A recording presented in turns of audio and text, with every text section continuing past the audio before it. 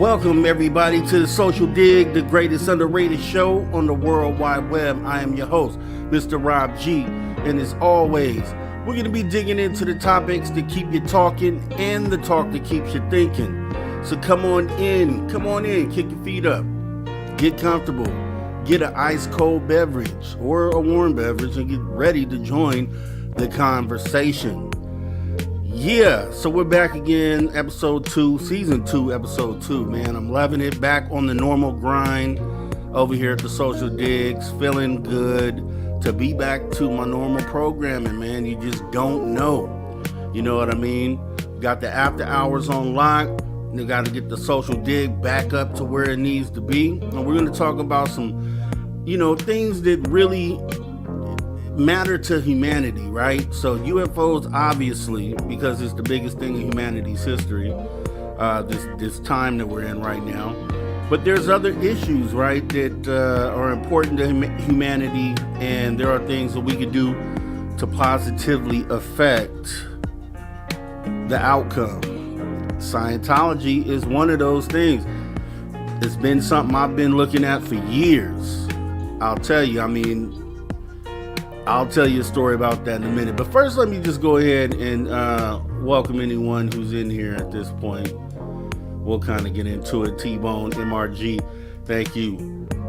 See you here. All right. And you are here. Appreciate you, T-Bone. We got Brown Dwarf in the building saying good evening. Good evening, Brown Dwarf. Let's get it in. Fast Timmy. Hello, Fast Timmy. Let's get it on in tonight. And it's early in the day, right? Feels good. Sun is still up. The weather's changing over here where I'm at. California, Southern California. Magneticus Attractus. Thanks for joining us, sir. All right, we got Wordless All Snap on the weekday, fam. I see you getting that work. Yeah, this is the normal thing right here. What you're seeing here now, this is the normal grind. It's a normal time of day that we do this thing. The call-in show is the bonus thing that we do. So let's get it in. And it varies too on how long the show goes, especially today. It's a lot of points in Scientology that I want to touch on, but I want to do it in a format that kind of lays it out for people that may not know a single thing about Scientology. So we'll lay down the groundwork. Then I'm working on getting some former Scientologists to give us the intricacies, because you have to have lived it in order to really give those finite details. And I'm already working on that. There's some people that are on the horizon that we might be getting here. So we're going to make this a series. So we're going to get into it tonight, this evening. Hope everybody's doing well. And yeah, so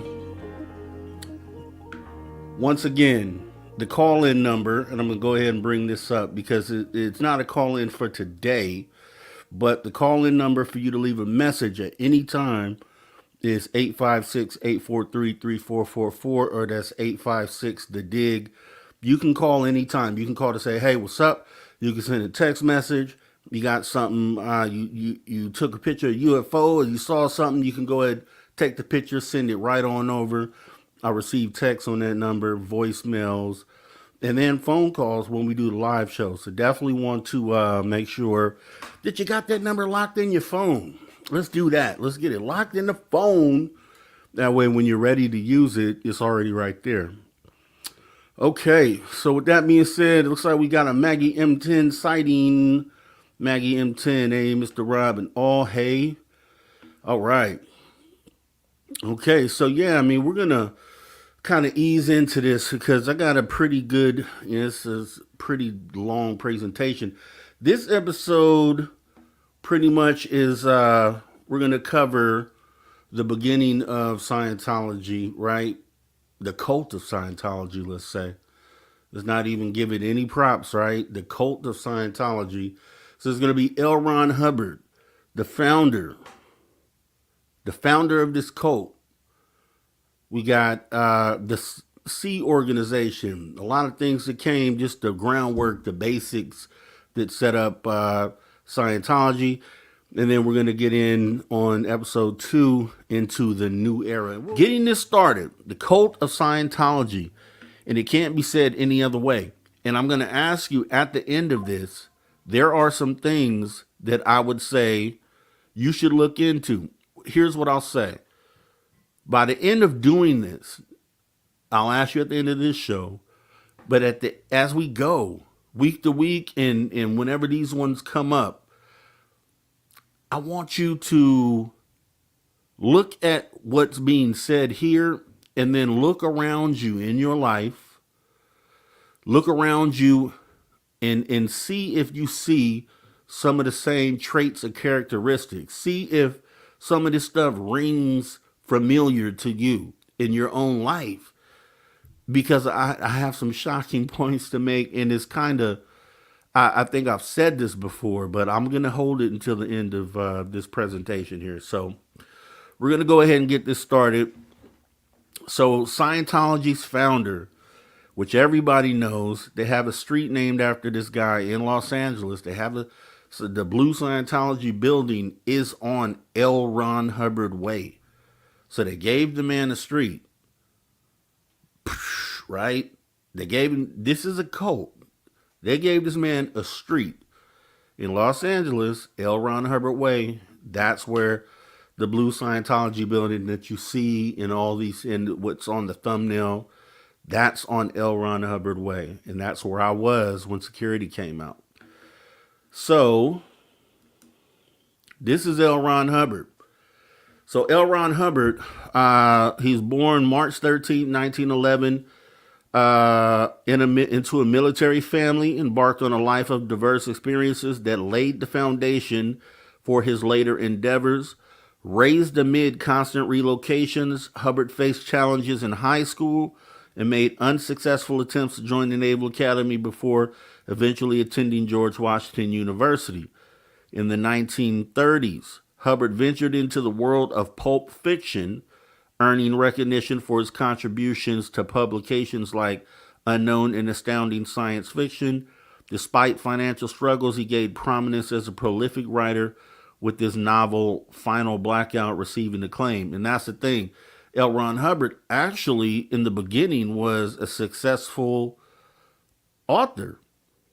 He wrote these science fiction books, which you'll find out was a lot of the basis on what Scientology was built on, was just his creative mind, being able to write these science fiction books that I haven't read any of them, and then maybe I will, but they say pulp fiction because, you know, the softback books, they consider that pulp, the material, so that's where you get pulp fiction from. But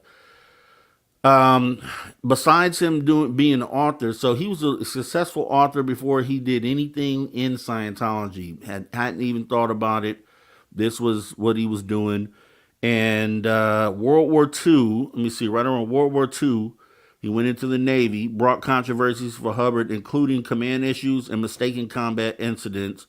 I guess he mistakenly, he used to lie. He was a liar. So he would tell people that during World War II, when we were going back against Japan, that he had military conflict, that he sunk some subs and some ships, some Japanese ships.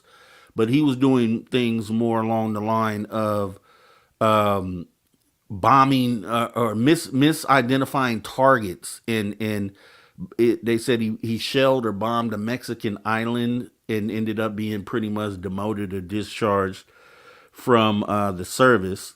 So he ended up leaving the service, and then post-war, he actually went into occult practices. So his first delve into, or his tie to occult, was engaging in sex magic rituals called Babylon Working with none other than rocket engineer Jack Parsons. Jack Parsons was the founder of JPL, the Jet Propulsion Laboratory.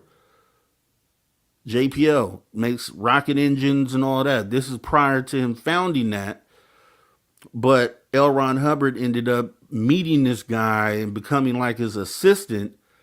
And when he did this is like in the late 40s.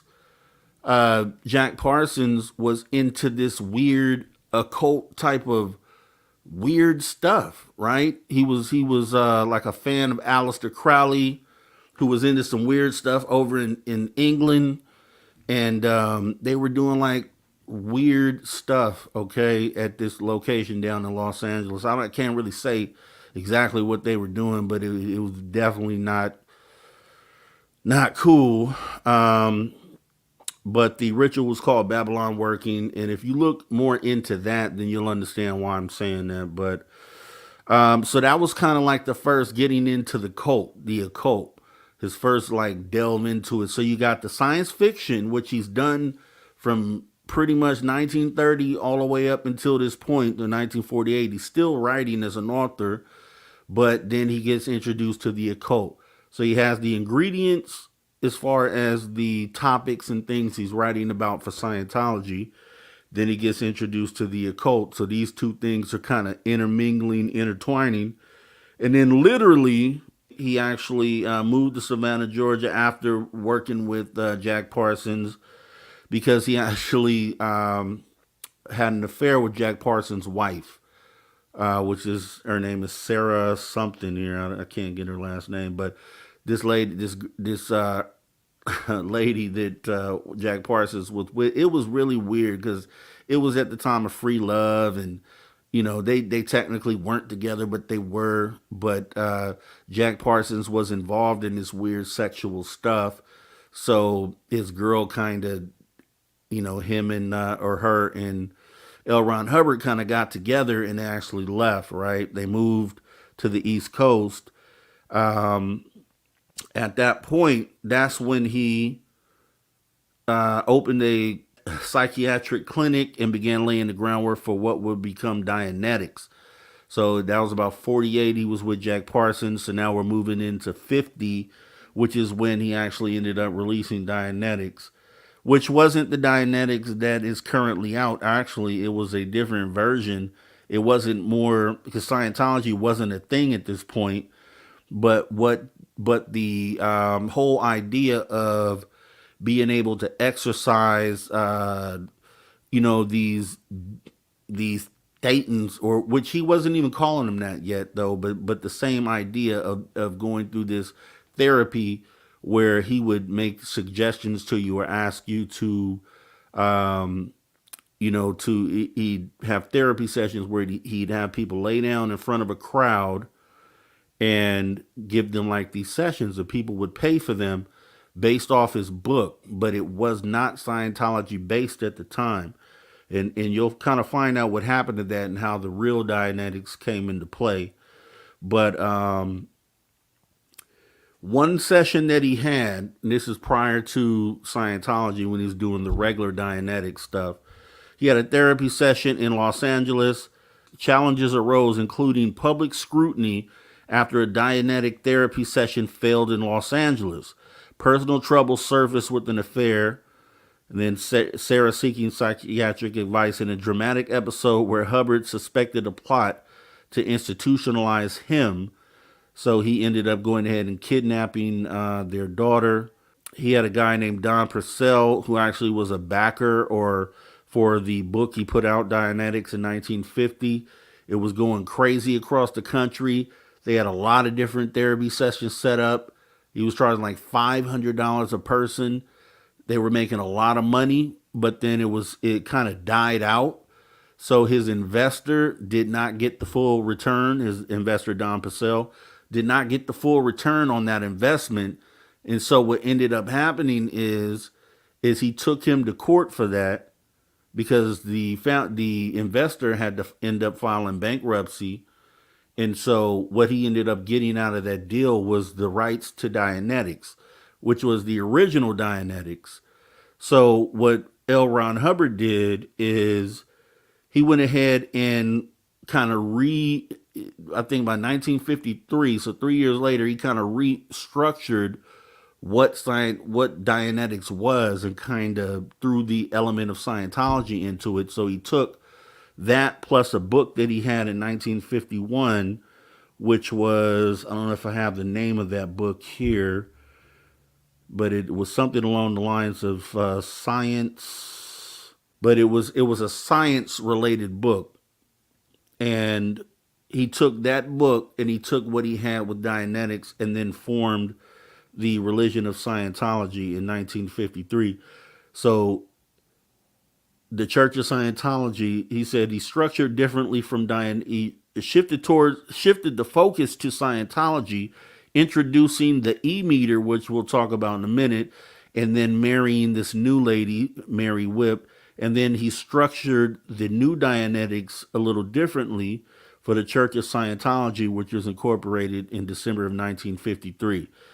Okay, and then this is the point where he had shifted everything or transformed this idea into kind of like a religion or like a religious framework. He was quoted as saying this, and his former wife has mentioned that he said this, and then he also made this statement about forward thinking, essentially about where he wanted this to go. So his quote was, "If a man really wants to make $1 million, the best way would be to start his own religion." Hubbard's journey from a diverse array of experience ultimately led to the establishment of Scientology, marking a new chapter in the exploration of spiritual and self-improvement ideologies. The connection with Jack Parsons and the intertwining of Hubbard's life with occult practices added a layer of complexity to his narrative, highlighting the tapestry of his journey. So at this point, he's taking his experiences from science fiction. He's taking this weird occult stuff he went through. He's taken some of the experiences with the wife, and he's kind of rolled this all into what would be known in 1953 as Scientology. So he had this machine called an E-meter. I'm sure everybody's seen this thing here, this little machine with cans on it. And let me go ahead and get that up here. So this is an E-meter. I'm sure everybody's familiar with this. So this is the electropsychometer, commonly known as the E-meter.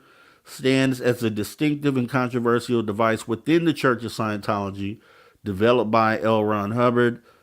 The E-meter plays a crucial role in the practice of auditing, a central component of Scientology spiritual counseling. Now, at its core, this machine, the E-meter, is an electronic instrument designed to measure the electrical resistance of the skin. It consists of two metal cans held by the individual undergoing auditing and connected to the meter itself.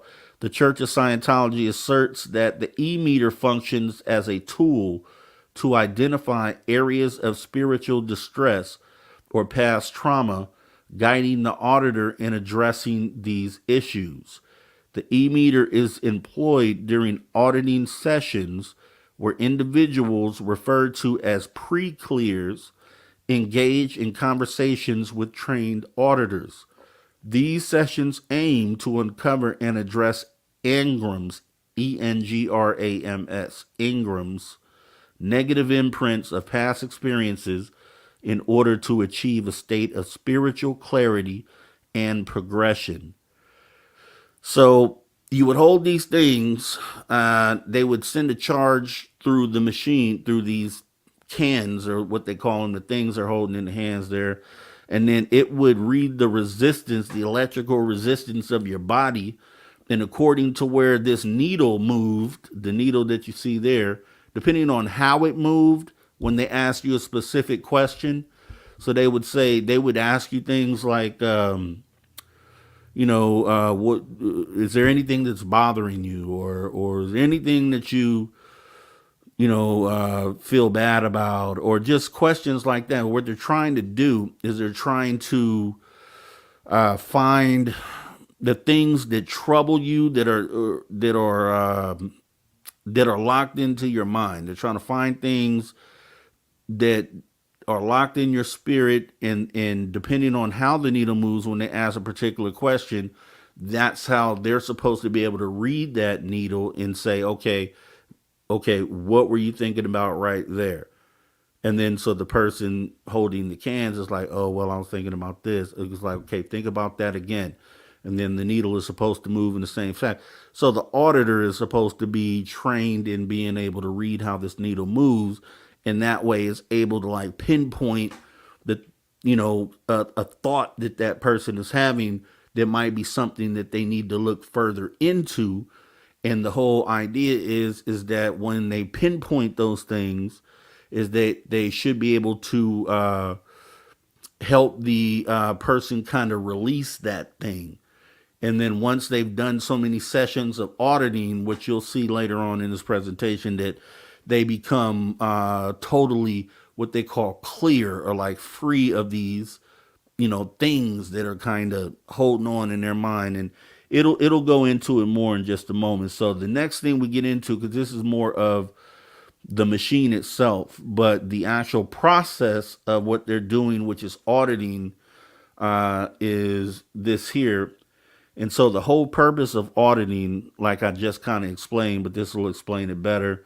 Scientology, which is founded by L. Ron Hubbard, centers on its core practice around auditing, also known as processing.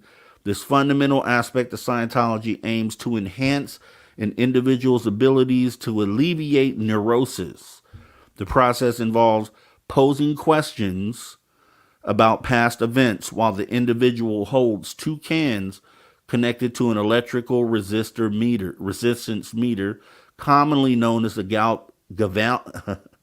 galvanometer, equipped with the dial. The term auditing was introduced by Hubbard himself in the 1950 book Dianetics, The Modern Science of the Mental Health. This pioneering work outlines the audit processing or procedure, essentially compromising asking a question to a person, receiving an answer, and acknowledging the individual for that response. In practice, the seemingly straightforward question, answer, acknowledge sequence is part of a more intricate series. The process may involve multiple questions to complete, and a collection of processes forms a rundown. These are all terms that they use, rundown and processes, like they have their own definitions of what those words mean within Scientology. So, the process may involve multiple questions to complete, and a collection of processes forms a rundown. Completing several rundowns signifies advancement to a higher level on the bridge to total freedom, which is the whole reason why they even do this. And the whole purpose of them being within Scientology is to complete this bridge to total freedom, which we'll see here in a minute. A key concept in Scientology, spiritual progression. Scientologists believe that navigating all levels of the bridge, and actually, maybe I can bring it up. Okay, no, it's the next section. So, Scientologists believe that navigating all levels on the bridge will lead to a return to their native spiritual state, unburdened by the constraints of the physical universe. The ultimate goal is achieving a state of total spiritual freedom, free from the encumbrances of the material world. As auditing plays a central role in the transformative journey within Scientology, practitioners invest time, effort, and resources to progress through the levels, each designed to address specific aspects of spiritual development. The practice underscores the belief that self-awareness and spiritual enlightenment are attainable through a systematic and guided process of addressing past experiences and traumas. But there's a problem with that whole setup, and it'll kind of get into what it seems like this should be a good process and something that it should be okay to go through. Because, past stresses and things like that, you want to definitely, it's like therapy, right? It's like therapy, or kind of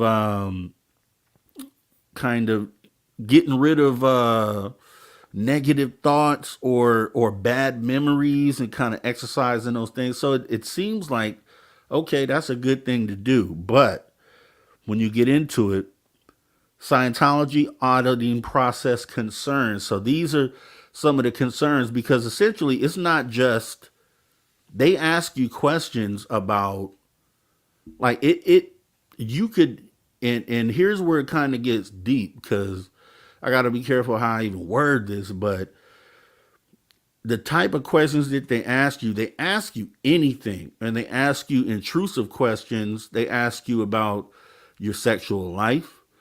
They ask you about things you're embarrassed of. They ask you about like some of your deepest, whatever's in there. Like in these sessions, you really can't hold back. You're not supposed to hold back. You're supposed to really let it all out. And so if you happen to unalive somebody yesterday, you would be telling them this in the auditing session. Because when you're thinking about that needle makes a move. And so they see that you're thinking about that. That's the whole concept. So you're going to say, okay, no, it's not that. You're thinking of something. It's because the needle's moving. And what is that thing you're thinking of? And then so you tell them, oh, I unalived somebody last week in XYZ. And they're like, okay. Just with the calm voice. Okay. And, how did you feel about that? And they continue to go on. So you have in these situations a lot of people confessing their deepest and darkest secrets in these auditing sessions. And it's because this is what you have to do to complete the bridge, to get to, to progress to the higher OT levels, which is what we'll talk about in a minute. But there's a trick behind that, because auditing sessions are permanently recorded. So they actually have a camera. Every time you do these audits, they have a camera recording the person holding the cans, and they have a camera pointing at this meter, right? So that way it's on file, recorded. So everything that you say, even if you unalived someone, whatever it is that you've revealed in this audit is recorded on tape and put in their files. So auditing sessions are permanently recorded, and then handwritten notes in pre-clear folders. So a pre-clear is the person holding the can. So you would be the pre-clear. So you have a folder with your name on it, and all the information that you're giving and all the video they take goes into these folders for eternity from your first audit going forward. So pre-clear folders are meant to be private and confidential, just like any therapist records or doctor records. Like HIPAA laws protect release of medical information. It's supposed to be the same sort of thing, but Bruce Hines, in an interview with Hoda Kotb, expressed concerns about Scientology collecting personal and private information through auditing. See, he suggests that this information gathering could potentially make the adherents or the participants susceptible to blackmail, which you'll find out is a real thing if they consider leaving the cult. So you have a folder and you've told all your secrets, and you have to tell everything, because the meter, for them, the meter shouldn't show that you have anything else that you're thinking of that they don't know about. And then that's how you end up being able to kind of graduate up the ladder. You can't get there until you sit there and these sessions last, they say, minimum 2.5 hour sessions, where they are just beating you up with questions because they're telling you, oh no, the needle keeps moving, and you swear you've told them everything. And they say sometimes you get to a point to where you just end up making things up because you've already told them everything, but they're insisting that you still have more to tell. So let's go. So all your information, all your secrets, you're divulging to this person who is sitting there and could be. I mean, you're telling it gets pretty dark, and I can't really go as dark as it gets, but I think you get the drift. Just think of all your secrets. So, misuse of information, which is really, what you would hope wouldn't happen, especially if you are divulging information to someone, some of your deepest, darkest secrets, you would hope it would stay private and that it wouldn't be used in any case. But various sources assert that the information obtained in these pre-clear folders have been used for intimidation and harassment. So this raises ethical questions about the purpose and handling of sensitive information gathered during auditing sessions. The potential misuse of personal details has been cited as a form of control and leverage against those considering leaving Scientology. Now, instances of information being weaponized for intimidation have been reported, adding to concerns about the confidentiality and ethics implications of Scientology's auditing process.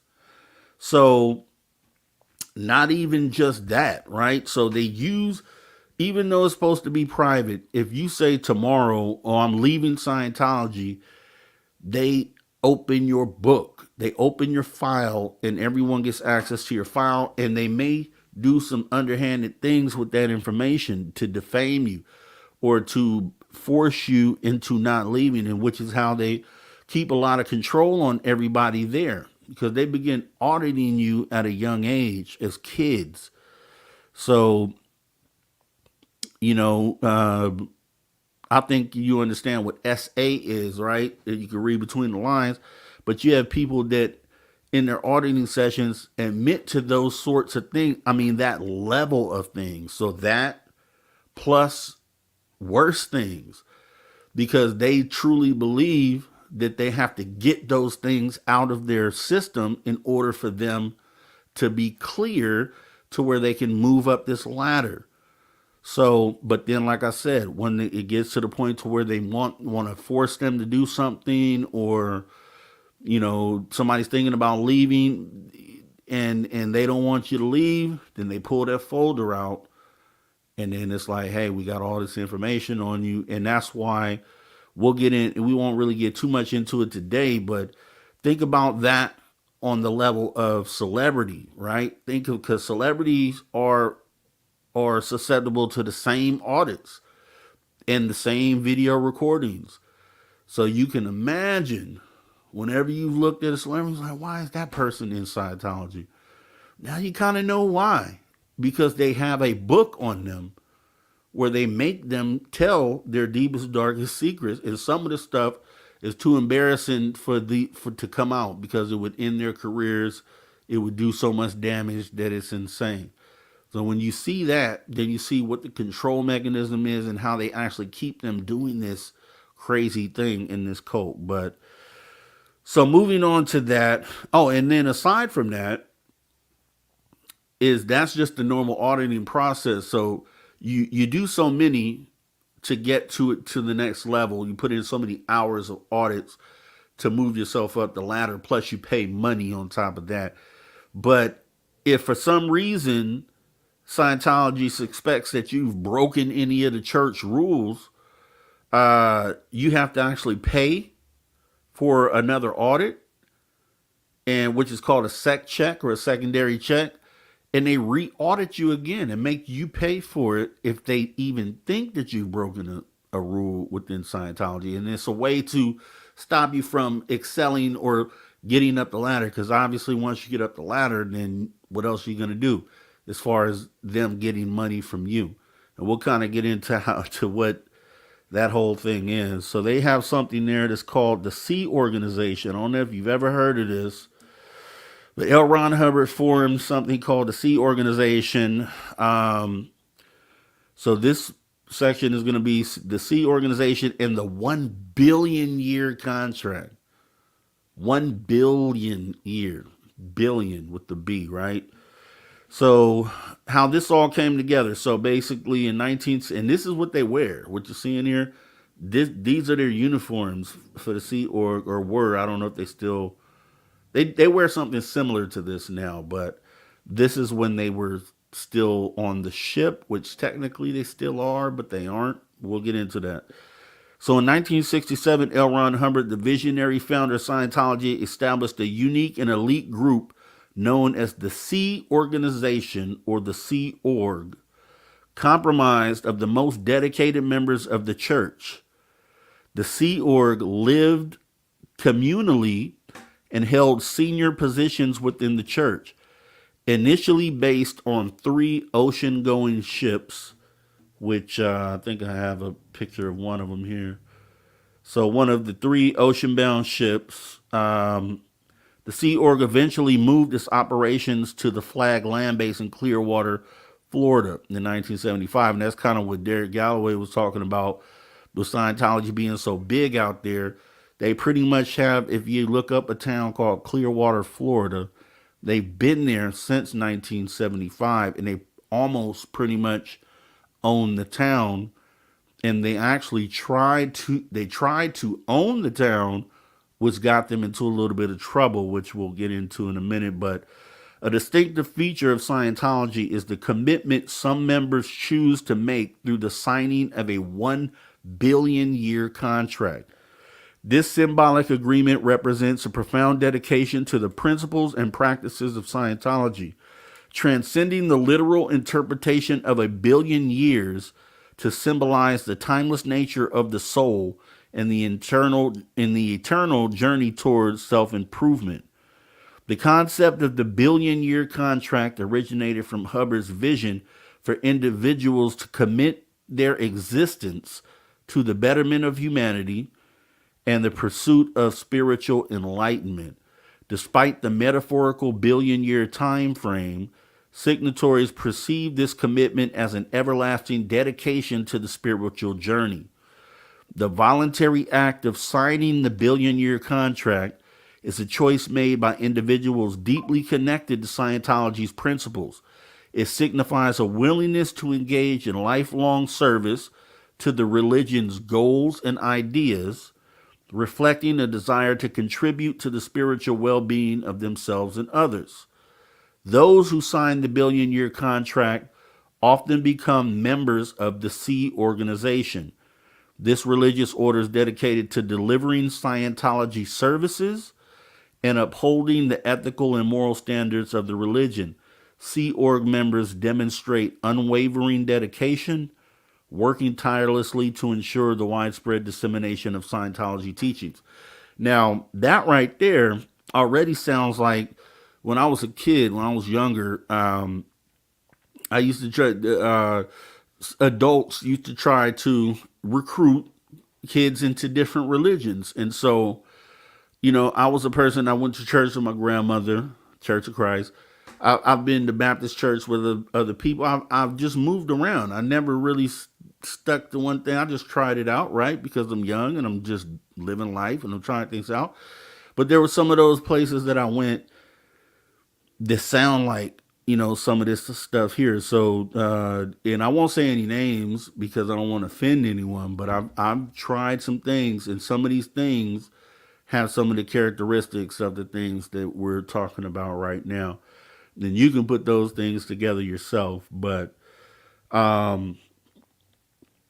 me see, where are we at here? Okay, so by signing the billion-year contract, individuals commit to a life devoted to continuous personal and spiritual development. Rigorous study, training, and auditing become integral components of their journey towards spiritual enlightenment. This commitment demands a readiness to confront challenges, overcome obstacles, and continually strive for higher levels of awareness and understanding. Members who commit to the billion-year contract often assume various roles within Scientology community, whether in administrative positions, facilitating spiritual counseling as auditors, or contributing to the operational aspect of Scientology organizations. They embody a service-oriented approach. This reflects profound sense of responsibility, towards the broader spiritual community and the well-being of humanity. So while the billion-year contract is central to Scientology's organizational structure, it has faced criticism. Some argue that the commitment may be perceived as a form of undue influence as individuals commit to be extended to an extended period without fully comprehending the demands and the responsibilities involved. Concerns have also been raised about potential challenges if individuals choose to leave the Sea organization before completing their contract. The contract remains a symbol of a deep commitment, but its implications continue to be a subject of debate and scrutiny. So with that being said, that's the Sea organization. So only the most loyal get to go there. If you are really locked into what it is they're selling you, then you get picked to be within the Sea organization. And they don't do those the conditions for those people aren't the great. You would think if they're like if the most dedicated are able to sign up for that, and you would think that it's probably a decent experience, but that's when we get down to hearing from like the ex-Scientologists who will tell you exactly how those experiences were, and they weren't great at all. You know what I mean? So we're going to get into what the bridge to total freedom is. This is kind of what it's all about. This is kind of why they even do this. It's the bridge to total freedom. So this is a chart that all the Scientologists have, and their levels. And there are obviously different Scientologists on different levels. So I may be coming in just starting. You may be at level 2. And so I'm looking at you and I want to get to where you're at. You know what I mean? And then I'm willing to go through the paces to kind of raise myself up to that level. Plus, with the brainwashing that's going on, I feel like I have to go up this ladder in order to be successful within Scientology. And that's kind of the whole scheme. So they have this as the incentive for where you could go for status and stature. And then if you wake up one day and say, you know what, this is crazy, I'm not doing this, then they have the personal folders on you, and then they pull those out. So now it's like, okay, well, I can't leave now because of that. And then so now you're back and you're stuck into this, which is a financial monetary system here. So getting into it, the Scientology's costly path to enlightenment. And that's one thing we say here, right? There should be no paywalls for enlightenment, period. But this is Scientology's costly path to enlightenment. High financial demand drives members to start businesses or commit to lengthy service. So to even afford this stuff, a lot of people can't afford it because most people to get in aren't rich. And these things cost money. And I think I have some of the prices written down here. Yeah, I do. So I'll tell you in a minute. But some of these people are opening businesses just to be able to climb up this ladder, to be able to afford to climb up this ladder. And these are the because there's some Scientologists that are like full-time, that live in these facilities and live within Scientology. But then there's a section of them that I think they call like free Scientologists, which are Scientologists that go home every day. They have jobs in the real world.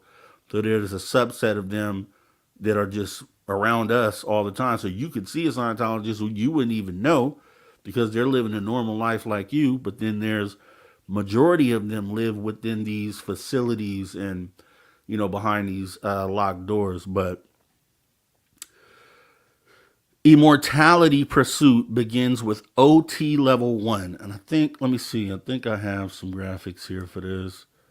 Okay, so let's just read this here. What is the operating thetan? Because this is OT. This is like jargon, Scientology jargon. So OT is an operating thetan, okay, which is one who has control over MEST, which is another acronym that they use, which is matter, energy, space, and time, the physical universe. And a thetan controls matter, energy, space, and time outside of his body. So they have you under the belief that as you climb this ladder, which I mean, and start thinking about it, like some of this stuff, I almost think I've heard things like this in other conversations that have been had. I mean, the parallels are kind of crazy, and I'll probably only have to say it, but we'll get to that later too. But Thetan controls MEST by operating outside his body. Since the OT no longer needs his body, he can leave it at will through the act of exteriorization, planetary projection. OTs climb 15 levels, but the highest courses are obtainable by only a few members. So, and then a lot of people don't have the pockets to don't have the deep enough pockets to climb these levels. So with that being said, the price immortality pursuit begins with OT level 1, where members are instructed to repeatedly, quote, spot a person in public spaces. The price for this level has significantly increased over time. Then you have progression through the levels. And let me see if I have something else here. Okay, progression through the levels. OT level 2 introduces the concept of entities and involves auditing GPMs, which are in parentheses says those are implants listed in tables. OT level 3, known as the Wall of Fire, reveals a highly guarded secret about none other than something called Xenu, which is a galactic Federation space alien, right? And there's a story about that in here too that I'll get to. But once you hit OT level 3, that's when they tell you about that. So until then, you have no clue about Xenu. There's people like that, like we know what it is. We're not within Scientology. But when you're in Scientology, they tell you do not read the internet, do not look at anything that talks about Scientology, because they paid to get this story to Xenu. So they've paid literally, you'll see how much, which is crazy, but they pay all this money to go from level 1 to level 2. And then when they get to level 3, that's when they get to unlock the door and find out about Xenu. And then the whole story behind Xenu. And it's crazy. So, known as the Wall of Fire, reveals a highly guarded secret about Xenu's action. Auditing on OT3 addresses body thetans, aiming to free entities from past nuclear explosion and implants, which is a crazy story. OTs 4 through 7 further drills and rehabilitation. Let me see if I have another one on here. Okay. OTs 4 through 7, OTs 4 involve mentally recreating implants and GPMs to prevent reimplantation. So reimplantation is like you've exercised these things out and to not be able to let these things come back in, so that you, at the end of this whole process, you should be a clear, free human being by spirit and everything. Like you shouldn't have any of these things that are still connecting or sticking to you on and negatively impacting you on the inside. That's what they explain. So OT level 5 focuses on refamiliarizing the Thetan with the physical universe through drills. OT level 6 includes more drills to rehabilitate the Thetan. OT level 7 centers on rehabilitating the intention of the Thetan, involving psychic practices. And then the mystery, because technically the highest you can go is OT level 8, but apparently there's higher levels that no one has gotten to. But with OT level 8, the content of OT level 8 remains unknown to outsiders, promising complete control over the physical universe. And the reason why is because OT level 8, you can't go to any classroom, or you can't go to any physical place to take to go through the process to learn what OT8 is. You have to go on one of the ships that you saw, and the courses are only held on the ship. That's the reason why no one outside of Scientology knows what OT level 8 is. But just so you know, just like it says here, operating Thetan OT levels cost. So according to someone on Reddit, because obviously this is a top secret organization, they don't really let this information out. Just the cost of courses to get to OT level 8 come out to about $460,805 per one Redditor's calculations. However, the OT likely has spent 3 to 4 times that much on donations, auditing, sec checks, which are secondary checks where they make you go back and re-audit yourself because they think something else is going on, and then lodging, paying for your rooms and travel. So 460,000 is the base level, just paying to climb the ladder, and then they throw all these roadblocks and different things in there, which make you end up paying 2 to 3 times that much. That's crazy. That is insane. $460,000 for one human being to supposedly get enlightened, essentially, and get your way up this ladder is ridiculous. But people are paying this every single day. They're paying it every day. And the way they keep you trapped in is by blackmail, by this file that they keep on you that has your deepest, darkest secrets in there. And then if you believe in Scientology, which they, like I said, they do have some good parts about it that could be looked at as like, hey, okay, yeah, I would love to kind of exercise the negativity. And that's kind of what a lot of the people are looking at. And then, next thing you know, you've been in this organization for 10 years and you've invested thousands of dollars, and it's like, you just can't leave.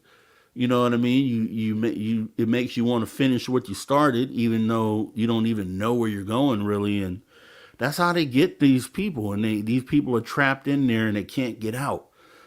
And that's what these people are doing. These auditors, they're out there trying to break this mindset that they're trapped into because they're kind of stuck. You know what I mean? Some of these people, they've said, you have some people that have been brought in to Scientology from the outside world who have been recruited and kind of get into it and have been in it for a little while. But you have some people that are born into this. Their mother and father have been in for 20 years, and then they have kids, and then these kids grow up in this the whole time, become adults, and then one day they get the courage to leave, and they don't know what to do in the real world. They don't even know what to do. Like driving, they don't know how to drive, they don't know how to budget. These people are being paid in some cases $50 a week for the labor that they do within Scientology. $50, because Scientology is feeding them and doing all these other things, lodging them. But still, that's crazy. And it like I said, if you start thinking about this, it starts painting a picture. Some of these things sound familiar to other things that we experience in regular life. It isn't just Scientology. Well, Scientology is obviously a cult, and we'll get into more of that, but there are other things too. And I'm going to kind of elaborate on that more towards the end of this. And it's sad. I mean, hopefully by the end of this, you guys, it has resonated with you to the point to where you're like, man, that sounds kind of like this, or that kind of sounds like that. Because when I've and I'm gonna end up playing this recording. It's a little 2-minute thing where I made a statement about a year ago and kind of talked about Scientology and kind of how it mirrors some other things. And hopefully we'll see. I mean, I want to see if you guys have already connected those dots. But now let's get into this guy right here. This is who they all came to see, right? This is one of the big moments in Scientology where People have been waiting and waiting, and the way they treat this level 3 is you have to go into a secure room under lock and key where nobody can get into to take this course to find this information out, because you can't tell the average Scientologist this, because they're working to get to this level. This secret should not be known until you get to level 3, period. So if you have a friend that's on level 1 or 2 and you've gotten to level 3, you can't tell your friend about this information. This is top secret information within Scientology.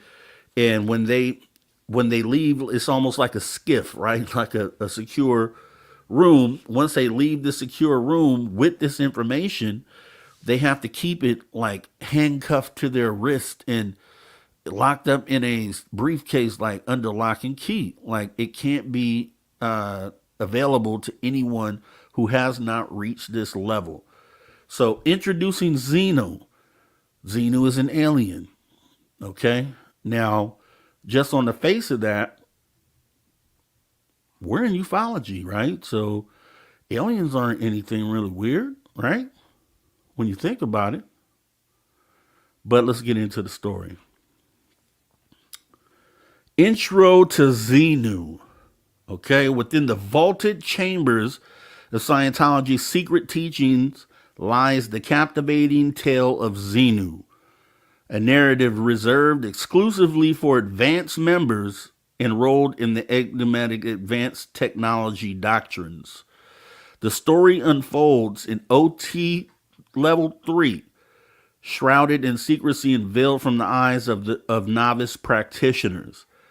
The story goes as 75 million years ago, according to L. Ron Hubbard's Revelation, Xenu reigned as the potent ruler of the Galactic Confederacy, a vast realm encompassing 26 stars and 76 planets, including Earth, then known as Tigiak, if I'm pronouncing that right.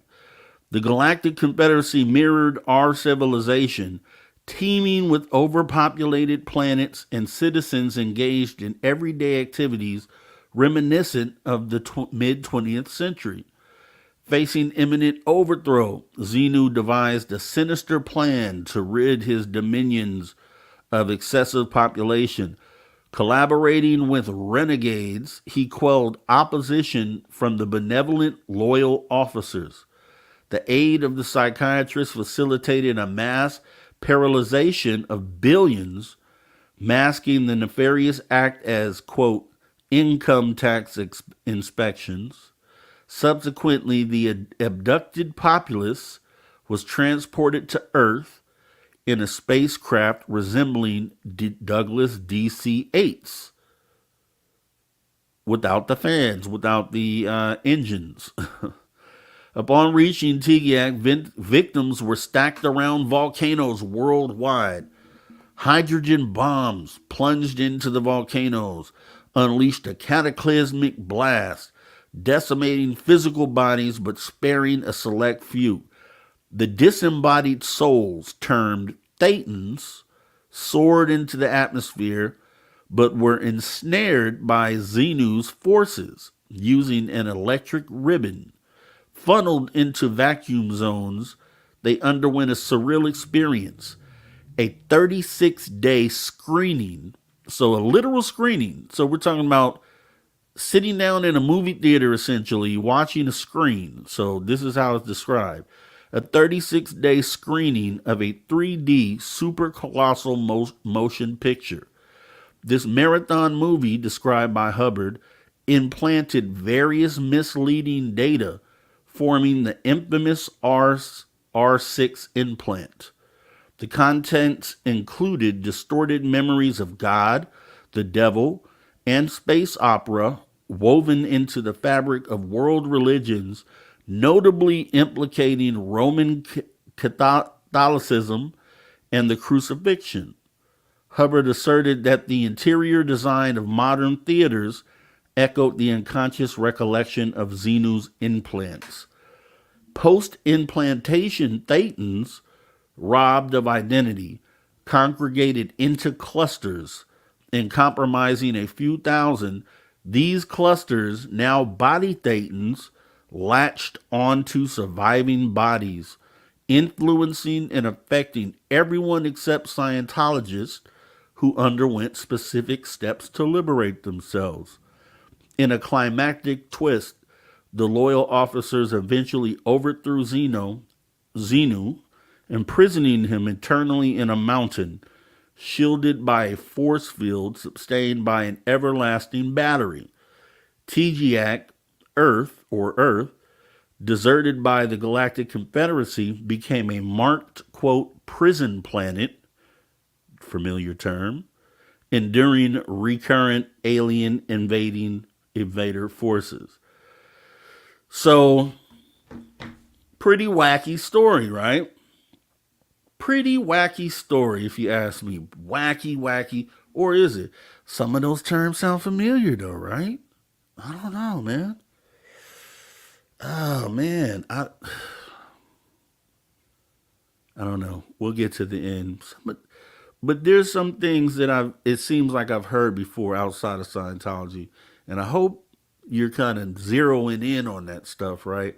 Because that's going to be the finale here, is what we're going to talk about. Now, getting into the next step, so that's the crazy Xenu story. So they've paid thousands. I think they said, I think Leah Remini said by the time you hit OT level 3, you spend at least like $100,000 or something along those lines. So you spend like $100,000 to find out this story right here. And they say a lot of people should be, like the average person to be like, oh man, that's crazy. I spent all this money to hear this story. Like, this is crazy.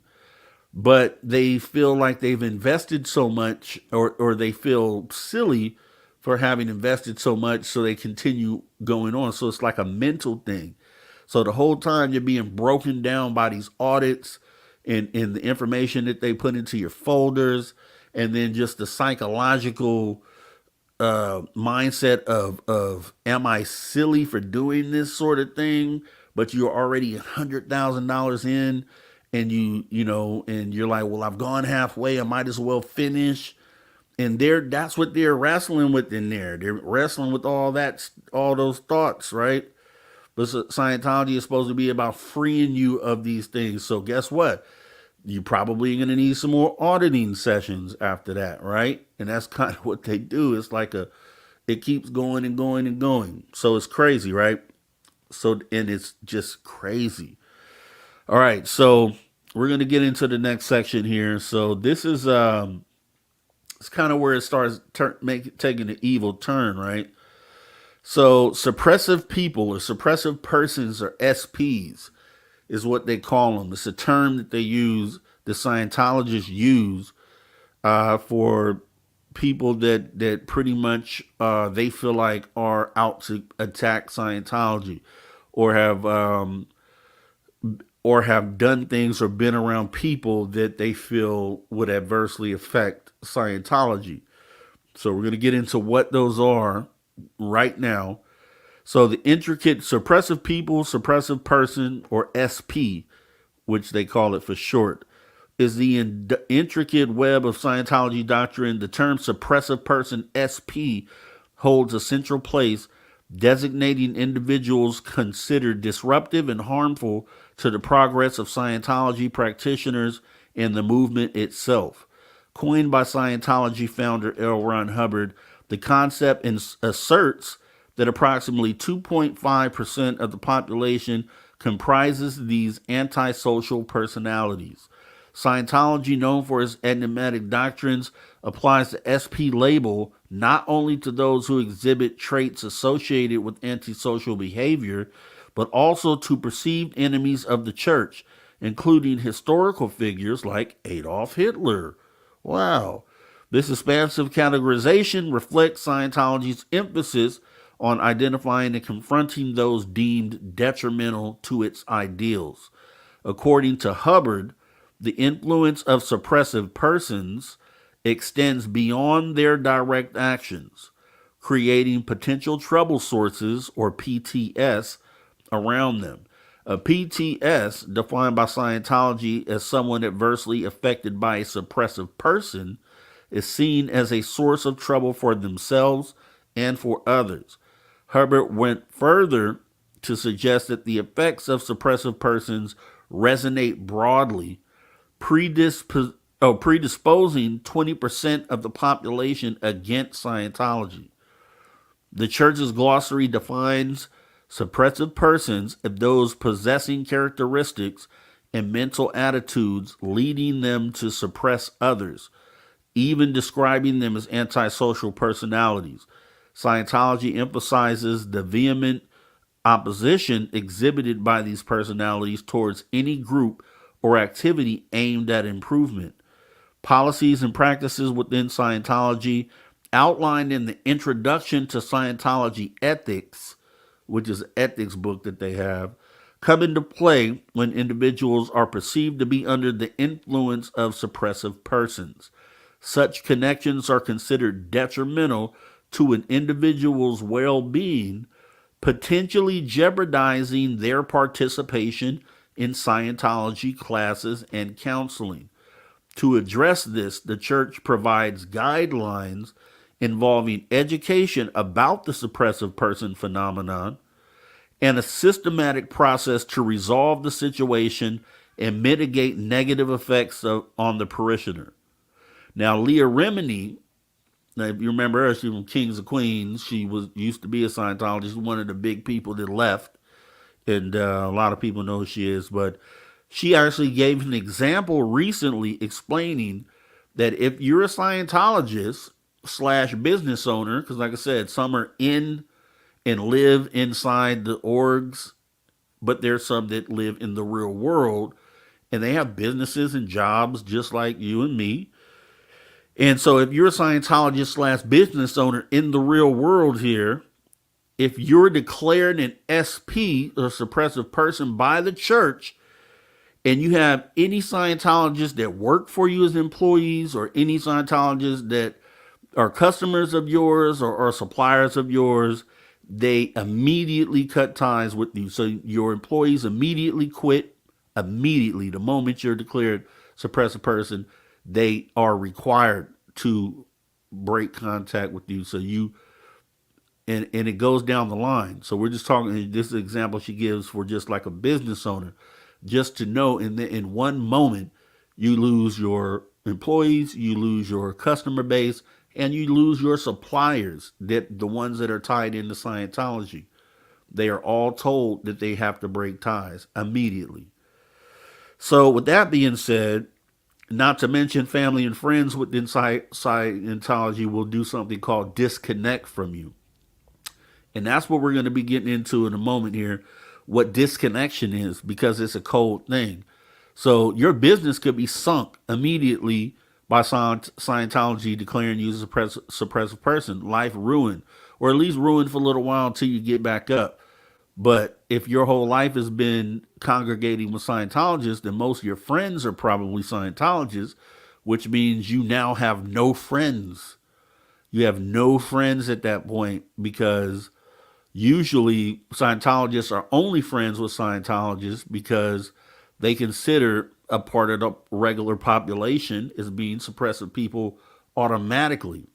So you see what I'm saying? You see how it's a thing to keep you trapped in. It's a, when L. Ron Hubbard laid this cult out, he kind of, I don't know if he intentionally thought about all these things that he did, but it seems like he did, because there's books in laws within Scientology written that say these very things that I'm reading to you. These are like the rules and laws that they go by within Scientology, and it's crazy. But we're going to get into disconnection, because this is one of the coldest parts of Scientology. And we'll get into it like briefly, because the part 2 of this is going to be the new era of Scientology. This is Scientology under L. Ron Hubbard, which was still a cold thing. But the new era of Scientology, the current day-to-day Scientology, is way colder. But some of the same rules apply, right? Disconnection, suppressive people, all these things have applied the entire time. But, there's a line that was drawn when L. Ron Hubbard passed, and we'll kind of get into that in a minute. But there's disconnection. So understanding what disconnection is, it's a really cold thing. So disconnection is advocated by the Church of Scientology, is based on the belief that associating with individuals that are deemed suppressive people can have detrimental effects on one's spiritual progress. According to Scientology doctrine, a suppressive person is someone who opposes the aims and goals of Scientology, and their presence in a person's life can hinder their spiritual advancement. As a result, Scientologists are advised to cut off communication and cease all contact with these individuals, including family members. What? Right? Crazy. So the rationale behind disconnection from a Scientologist perspective is that disconnection is a necessary measure to protect individual's spiritual well-being, so that that person doesn't get infected with these thetans and kind of get all these bad things in them again. Because once they're clear, then they should stay clear. And if they're around suppressive people, then that clouds them back up again or brings all these negative things in again. They contend that maintaining ties with suppressive persons could lead to spiritual interbulation and impede progress on that bridge to total freedom, Scientology's path to enlightenment. By disconnecting, adherents aim to create a more positive and conductive environment for their own spiritual growth. So they're saying normal people like you and me, who I'm pretty sure I'd be probably deemed a suppressive person in Scientology. I'm probably sure I would make it nowhere in there, and they would label me suppressive. So, you know what I'm saying? I know it's not even an issue for me being in that, because I would never be there and I would never make it. But going into that, so you have a suppressive person, you have a disconnection, which, like I said, gets down to friends, business partners, customers, family members, down to your mother, down to your children, down to your husband or wife, disconnecting from you. So you're married right now in a great relationship with your wife, or you love your mother and you guys have been in Scientology your whole life. You were born into it and you did something to be labeled a suppressive person. So now anyone related to Scientology has to disconnect from you. That means your mother has to disconnect from you. That means your wife or your husband has to immediately say, hey, I'll see you later. There's people within Scientology who have been labeled suppressive people and who have had their people disconnect from them. We're talking about people who one day your mother's there, next day you haven't seen her in 5 years. Your mother, your father, your wife, you haven't seen them in years. Your child, your only child sometimes. Your only child you see every day, and all of a sudden you can't see them ever again as long as they stay within Scientology, because Scientology is telling them that they can't be around you because you're a suppressive person.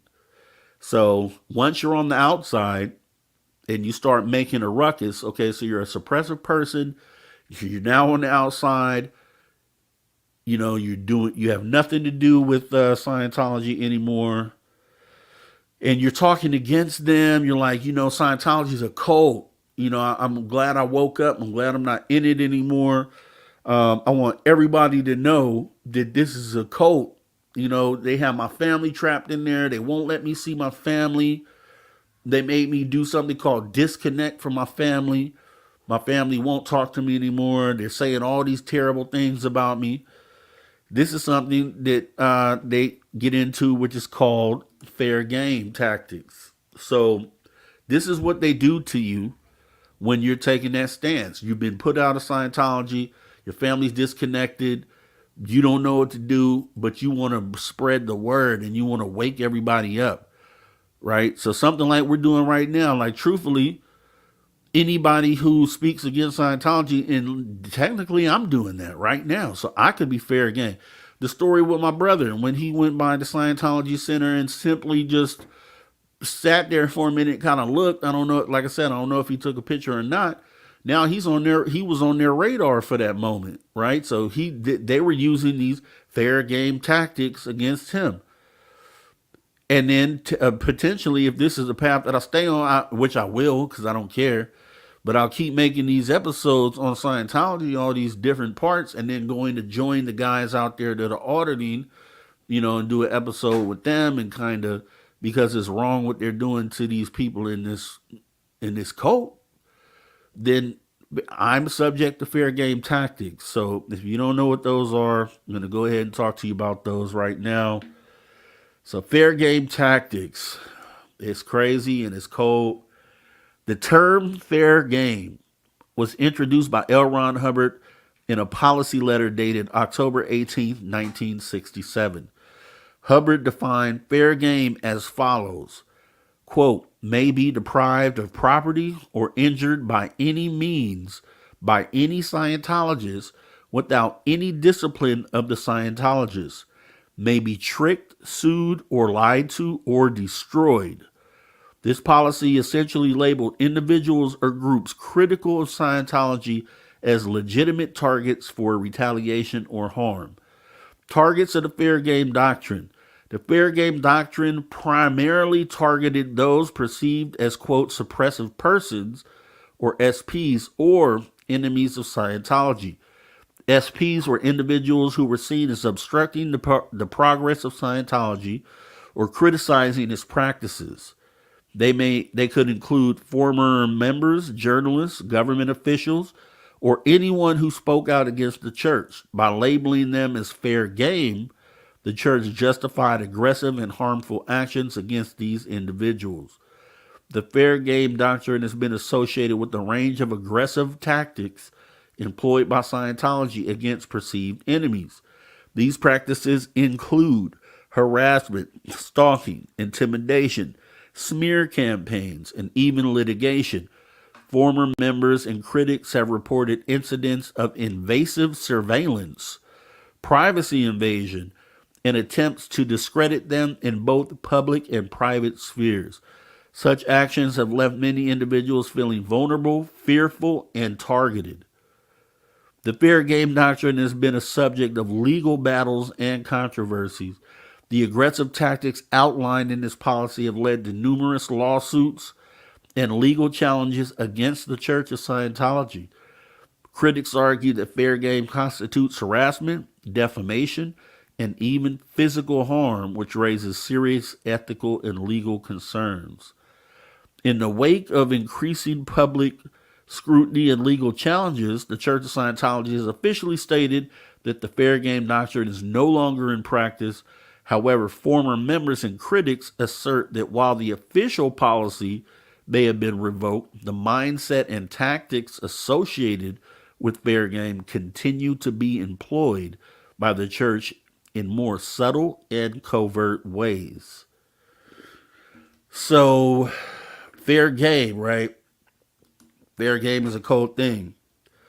They will call your employer. They will call your employer. They will hire a private eye to look into your background, into your history.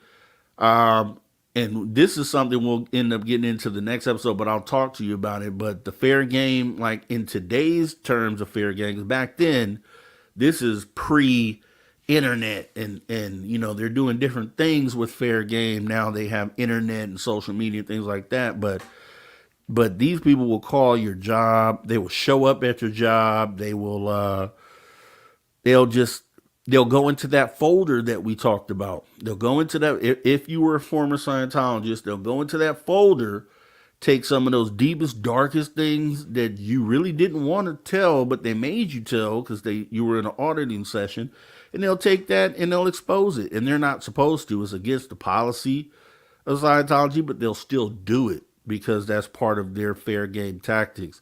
They'll have a private investigator follow you everywhere. You may not even realize you're being followed. They'll have people phone tap you. They'll have, just random people with video cameras showing up at your door. And we'll kind of get into that more on the next episode. I kind of want to get the groundwork on this laid, but yeah, it's a dirty, and this isn't any church at all, right? This does not sound like a church. I've heard one word here that sounded like a church, and it's definitely not a church. But getting out of that, let's go ahead and get into, the end of L. Ron Hubbard's reign, his final years, because he ran this from, was it 1953 all the way up until he passed. But there was a little turmoil because, he was attempting to do some things, which I think it talks about in this section. Yes, it does. So he was involved in some things because they were on these ships, which the Sea Org was on these ships as well, and these ships are sailing all around the world. So they're going to different countries and doing business in other countries and things like that, and coming back and forth to the United States. So there's a time where they were abroad and they got into some trouble. I think it was in France, and he was going to get convicted for some things out there, so they retreated back to the United States. But this is how the final years went. So I guess in 1975, at this point, L. Ron Hubbard, he was born in 1911. So what is that, 64? So by the time he's 64, that Sea Org thing, so he ends up in 1975, L. Ron Hubbard ends up returning to the United States, setting the stage for a series of covert actions and legal entanglements that would define his later years. So the Church of Scientology Corporation, under Hubbard's influence, acquired the Fort Harrison Hotel, which Derek Galloway probably knows about because that's in Clearwater, Florida. The Fort Harrison Hotel they acquired in 1975 for $3 million through the deceptive United Churches of Florida under that name. This marked the establishment of their flag land base, which is to this day still their flag land base, where they send all the Sea Org members. They get recruited in all these other areas, sometimes around the world, and then they send them to Flag. Like some people get to go to Flag, and they send them out there to Clearwater, Florida. Well, what you're going to find out about Clearwater, Florida, which we'll probably talk about more in the next one, is that this whole town essentially is today mostly Scientologists, and the influences there are favor of Scientology. So even down to law enforcement influences, and obviously not every cop is going to be under that influence, but there's still sections of different law enforcement agencies that either have Scientology in them or they're being paid by Scientology. So it's a whole crazy thing. But they acquired this hotel for $3 million. This established the Flag land base, a pivotal center for Scientology activities, which still to this day. And they also pretty much at the same time, maybe a year or so later, set up the gold base in Hemet, or right outside San Jacinto. And we'll talk more about that base tomorrow too, because of the stuff that we know is going on there, because former Scientologists have come out and said this. You're going to be shocked at what goes on over there. But that is technically one of their international headquarters, which is in Hemet, right outside of Hemet. And we'll end up covering that. But in 1977, FBI raid unveiled Project Normandy, an internal Scientology initiative. So this is something Scientology set up, aimed at taking control of Clearwater. The operation sought to gather data and identify potential allies and adversaries in the area. So Scientologists in L. Ron Hubbard, in this time in 77 or 78, they tried to take control. They tried to take the whole city over of Clearwater. They tried to use their tactics and influences and blackmail tactics to try to blackmail people that were in key positions in Clearwater, Florida, to get them to somehow turn the city over to them. It was a crazy thing. So, but the FBI stepped in. That was in 77. In 78, Hubbard faced legal troubles, being convicted of fraud in absentia by France. Simultaneously, 11 high ranking Scientology members were indicted for their role in the Snow White program, charged with 28 offenses related to espionage against the U.S. government. So, with the Snow White program, they had people within the government, Scientologists that had infiltrated government jobs and positions and were on the inside of the government working for Scientology and obtaining information and data, espionage. So they were spying essentially. They were double agents essentially within the government, and they got found out. So yeah, so they were charged with 28 offenses related to espionage against the government. Among the indicted was Mary Sue Hubbard, L. Ron Hubbard's wife, and then while he himself was an unindicted co-conspirator. So then that's the next step to Scientology. So that's where we're at right now. But convictions in December 1979 led to prison sentences and fines, prompting the church to close the Guardian's office and replace it with the Office of Special Affairs. Media scrutiny intensified with the 1979 Clearwater Sun article exposing Scientology's plan, leading to international suspicions of a takeover. The St. Petersburg Times received a Pulitzer Prize for exposing criminal activities within the church. The church targeted Clearwater Mayor Gabe Cazares, attempting to discredit him through a staged hit-and-run accident and a sex scandal. Cazares and his wife sued the church, reaching a settlement of $1.5 million in 1986. Now, after the failed takeover of Clearwater, Hubbard ended up retreating to seclusion here in California, in the California desert. During this period, he responded to, people were thinking he had lost it at this point. He's older, up there in years. They thought he was just not all there. He released a couple more books, which was The Way of Happiness, and returned to writing fiction again with Battlefield Earth.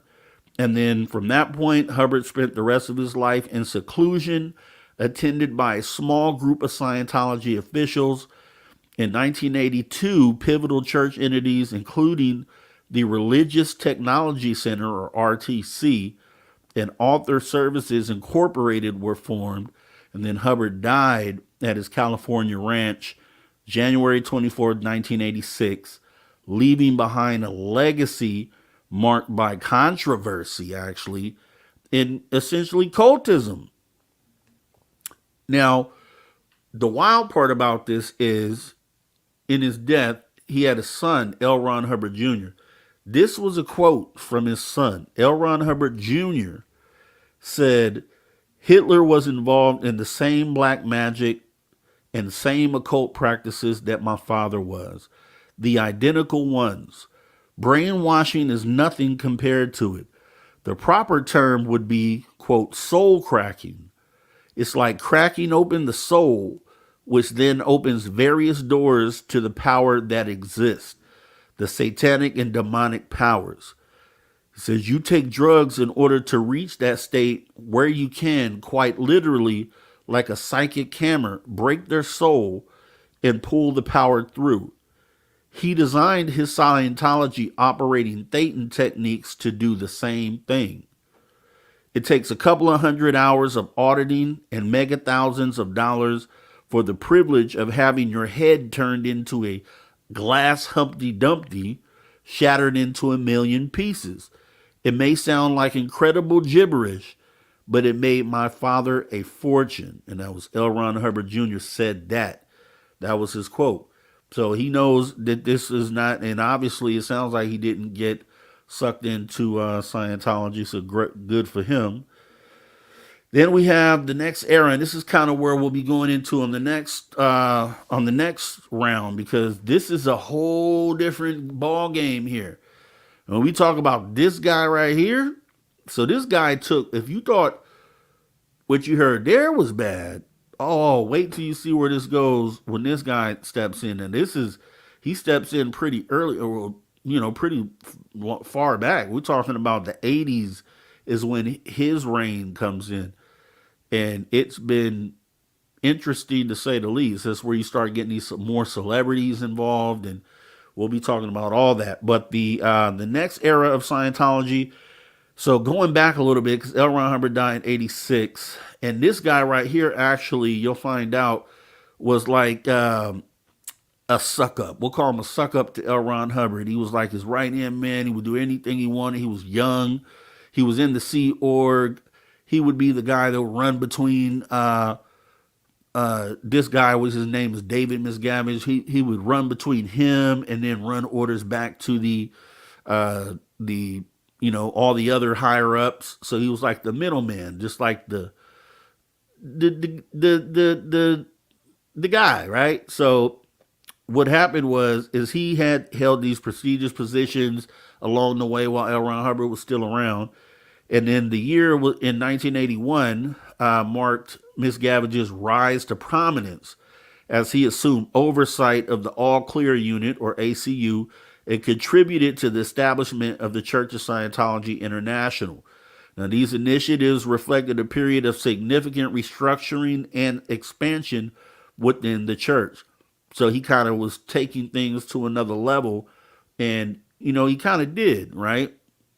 Now, says the passing of L. Ron Hubbard in 1986 marked a crucial juncture. Miscavige, shown here at the Hollywood Palladium, and we'll end up seeing this video in the next episode. I'm going to have those videos queued. Miscavige at the Hollywood Palladium officially announced Hubbard's death to the Scientology community. Interestingly, just before the event, a Sea Org order circulated elevating Pat Broker and his wife to the distinguished rank of loyal officer. However, Miscavige publicly contested the legitimacy of this order, asserting that it was a forged document. Now, with Hubbard's demise, Miscavige seamlessly assumed the leadership of the Church of Scientology. His role expanded to include being recognized as, quote, the ecclesiastical leader of the Scientology religion by the organization. So that's what the organization says about him, or calls him, the ecclesiastical leader of the Scientology religion. Now, this transition marked a significant moment in Scientology's history. Miscavige became the driving force behind its continued growth and evolution. Under Miscavige's leadership, the church continued its global expansion, reaching a presence of 74 countries by 1992. This period was characterized by organizational dynamism, with Miscavige steering Scientology's cult mentality and influence into territories and consolidating its presence on a worldwide scale. Okay, then we have, and I'm not jumping too deep into Miscavige because he's pretty much for the next show, but then we also kind of touch on this, which would be the celebrity effects. So the celebrity effect, so essentially L. Ron Hubbard has always wanted celebrities to kind of be the face or be involved with Scientology because of their influence. And we're talking about going back into the 50s, where celebrities were celebrities, but not as impactful as they are more in the more current times as far as the influence and the reach, right? So he had something called Project Celebrity that he initiated in 1955, and rewards offered to Scientologists who recruited targeted celebrities. So the Church of Scientology targets wealthy business people and influencers globally, aims to promote Scientology ideals on an international scale, and a Scientology policy letter written in 1976 emphasizes the rehabilitation of celebrities and says to focus on those just beyond or approaching their prime, and facilitates the rapid dissemination of Scientology to all their fans. The church places significant importance on celebrity endorsements, believes that celebrities contribute to the rapid spread of Scientology's influence, and celebrities are seen as influential in shaping public opinion. So their endorsement is considered a powerful tool for promoting Scientology. So with that being said, we do have the time where we go ahead and ask the chat. So asking the chat, the question that we see here, what are your thoughts so far on the Scientology cult? Is it, does it seem like a cult? I think the answer is yes. For one, I mean, I think it's pretty clear about that. I mean, the more you find out how many good things, the only good thing I could probably point to is the thing that most Scientologists speak to when you try to ask them about it, which is that it's the whole intent is to make everyone clear and to kind of spread this across the world and make the world a better place. I mean, and those technically, if that's all it was, probably wouldn't be such a bad idea, but it's really about the other things that are going on within Scientology, right? So if you ask me, it's a cult.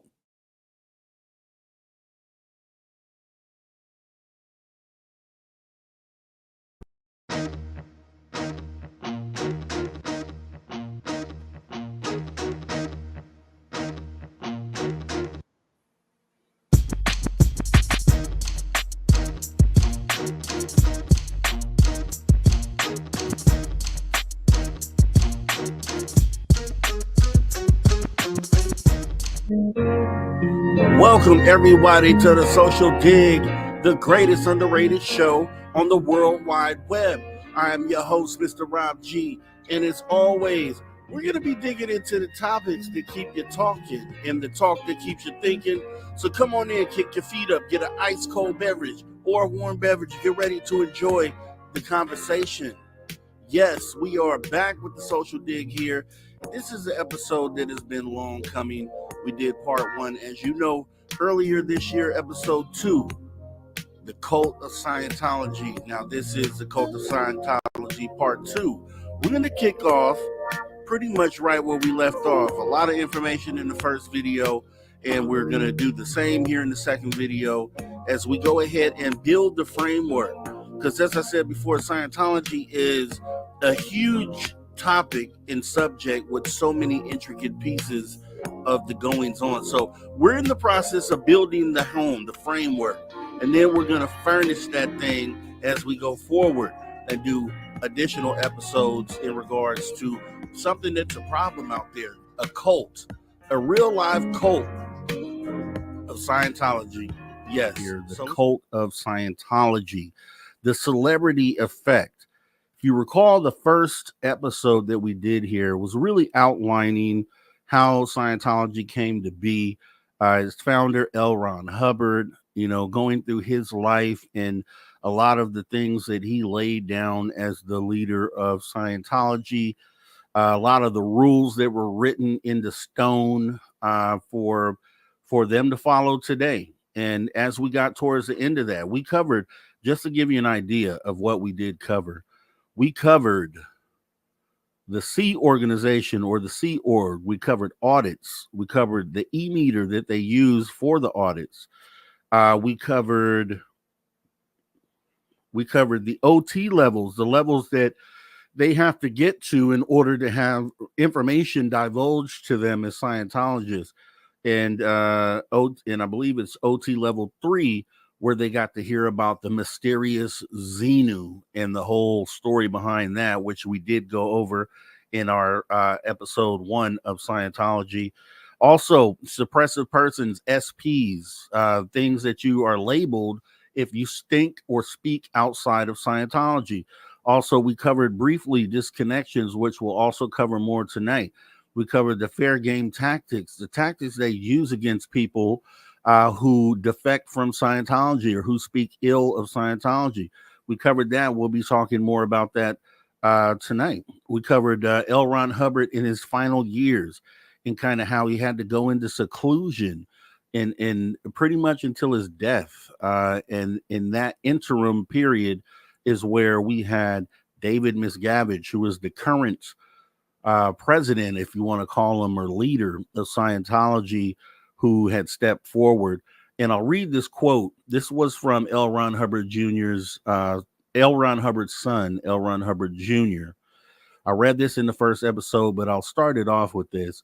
So he says Hitler was involved in the same black magic, in the same occult practices that my father was, the identical ones. Brainwashing is nothing compared to it.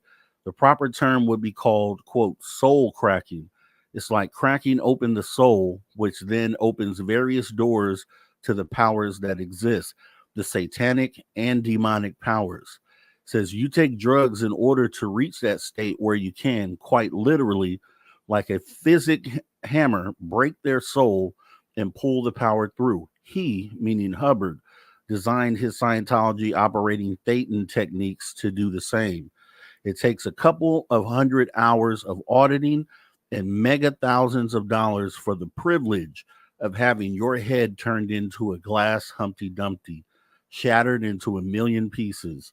It may sound like incredible gibberish, but it made my father a fortune. That was the son of L. Ron Hubbard, a quote from him. So we got into the next era of Scientology, which basically was the point where David Miscavige, who was the right-hand man of our L. Ron Hubbard, and we'll get more into why that was. And what he did is he reinforced something that L. Ron Hubbard had created back in the 50s, I believe, 50s, 60s, which is called Project Celebrity. So we're going to get into what that is, the reason why they use it, and then we're going to go a little bit further than that. So with that being said, we have the Cult of Scientology, the rise of David Miscavige, who was this guy right here, right? I mean, if you ever seen this guy before, this is David Miscavige, okay? So I'm going to go ahead and get into some information on David Miscavige. There's a long list of things. And before I do, once again, I'll reiterate what I said before. So part one and part two of the Scientology show that we're doing here is to give you the framework of what Scientology was and currently is. There are so many intricate pieces, so many different experiences from different people who were once in Scientology and left. And I know you've heard the many stories out there. There's a lot of different scandals and different things that Scientology has been involved in. And so I look at those as more of the furnishings, right? So we're building the frame of the house tonight. We're completing the building, and then we'll do the furnishing as we go along going into the future, because there will be many more episodes related to Scientology. I have plans on, which I have already physically gone out to the location you see right there on the screen, which is the blue building over on L. Ron Hubbard Boulevard in Los Angeles. I drove out there, went to that facility, and in the moment that I got there, within minutes, they had the security detail already out and kind of harassing and moving people along. So there, as well as the what they call the Celebrity Center, which is probably 2 or 3 miles from this building. This blue building is where your regular Scientologists would go. The Celebrity Center is where the celebrities get to go. Way more exotic, and you'll see the layout and you'll see how that is. But let me get into this guy right here, David Miscavige, and we'll kind of move it into the celebrity effect. So let's go ahead and kick back and let's get into it. So David Miscavige was born in 1960 in Pennsylvania and became involved in Scientology at a young age when his family joined the church. His entry into Scientology's Sea Organization, or Sea Org, which we covered in part one, the elite and devout group that manages the church's day-to-day operations, marked the beginning of a rapid rise through the ranks. His ability to solve complex legal and organizational problems for Scientology's leadership caught the attention of founder L. Ron Hubbard, who trusted him with increasingly important responsibilities. By the early 1980s, Miscavige had become Hubbard's right-hand man, particularly during a period when the founder was in seclusion. This was towards the end of L. Ron Hubbard's life. He actually never came out of seclusion. He ended up passing away, and that's when this guy took over. Miscavige played a critical role in managing legal battles that threatened the church's existence, restructuring its leadership, and eventually positioning himself as Hubbard's successor. After Hubbard's death in 1986, Miscavige solidified his control over the church, overcoming any opposition within the organization and becoming the chairman of the board in the Religious Technology Center, or RTC, the entity that controls Scientology's intellectual properties. The abuse allegations and church culture under Miscavige, David Miscavige's leadership has been marred by numerous allegations of abuse and misconduct. Former members, particularly those who were once part of Scientology's leadership, have come forward to describe a culture of fear, manipulation, and psychological abuse. Critics claim that Miscavige rules the church with an iron fist, creating a hierarchical environment where dissent is punished severely. Many allegations involve physical abuse, with former Scientology executives claiming that Miscavige assaulted staff members who displeased him. These claims were substantiated by Marty Rathbun, who we will get into a little bit later here, a high-ranking former Scientology official, and others who detailed how Miscavige would berate, humiliate, and physically attack his subordinates. One infamous aspect of these allegations is the Hole, a facility where members accused of disloyalty or failure were reportedly imprisoned under conditions for extended periods. In addition to allegations of personal misconduct, Miscavige's tenure is associated with the enforcement of policies that have isolated individuals from family members. One of these policies is disconnection, which we will also cover later, where members are required to sever all ties with individuals deemed suppressive persons, or SPs. This practice has destroyed families and friendships, fueling widespread criticism of the church. There are also reports of child labor, where young members of the Sea Org were allegedly forced into grueling work schedules, cut off from outside communication and education. One particularly notorious controversy involves Shelley Miscavige, David Miscavige's wife, who has not been seen publicly since 2007. Critics and former members have speculated that she is being held in isolation, though the church has repeatedly denied these claims, stating she is simply living in private. So Miscavige came in, and that's the thing. And that's why I said the new era of Scientology, because yes, L. Ron Hubbard wrote the rules, and literally all the rules they currently follow today were written by L. Ron Hubbard. But his rule wasn't as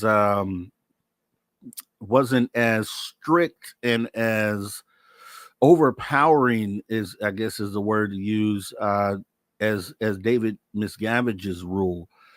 He takes some of the same elements of Scientology and has took them to a totally new level as far as the type of abuse and the frequency of abuse. You didn't really hear about it under L. Ron Hubbard, though they were rules, and I'm sure it was happening. But David Miscavige went into literally beating on his staff and making sure that if you did go to the Hole, which are the RPF centers, and we'll get to those as well, and made the conditions just horrible, right? These are like prisons for Scientologists, and this is something that he indulged in and still promotes, I'm sure, to this day, as he is still the leader. But we'll go ahead and get into Project Celebrity, because Project Celebrity was created under L. Ron Hubbard, and we'll talk about what it meant. Project Celebrity. I'm sure you know those faces right here, but I have others that you may not have even known were a part of this whole thing. So Project Celebrity, let's start here. Project Celebrity is initiated by L. Ron Hubbard in 1955. Rewards offered to Scientologists recruiting targeted celebrities. The Celebrity Recruitment Program was a written program to govern celebrity recruitment. The international focus. The Church of Scientology targets wealthy business people and influencers globally, aims to promote Scientology ideals on an international scale.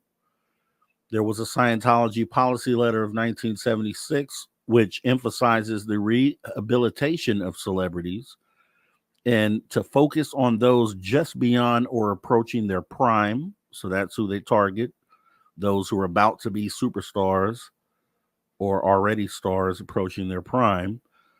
Facilitates the rapid dissemination of Scientology. So kind of quickly indoctrinates them into why they should be a part of it and kind of sucks them in.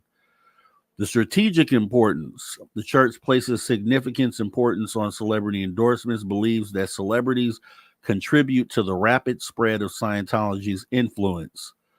Celebrities are seen as influential in shaping public opinion, and their endorsement is considered a powerful tool for promoting Scientology. And as you'll see, we're going to get to a list of people who you wouldn't believe were part of this, right? These are people who are either past, present, current, former, or have been rumored to be in the mixes of Scientology. Some of them are some of your favorite celebrities. If you look at this list, you probably can barely see it, so I did get a zoomed in angle for you. We'll look at the first top 4 rows there. Now, I know a lot of faces here. I'm just trying to point some names to some of these guys. Obviously, the ones that you definitely know here, just looking, Jenna Elfman.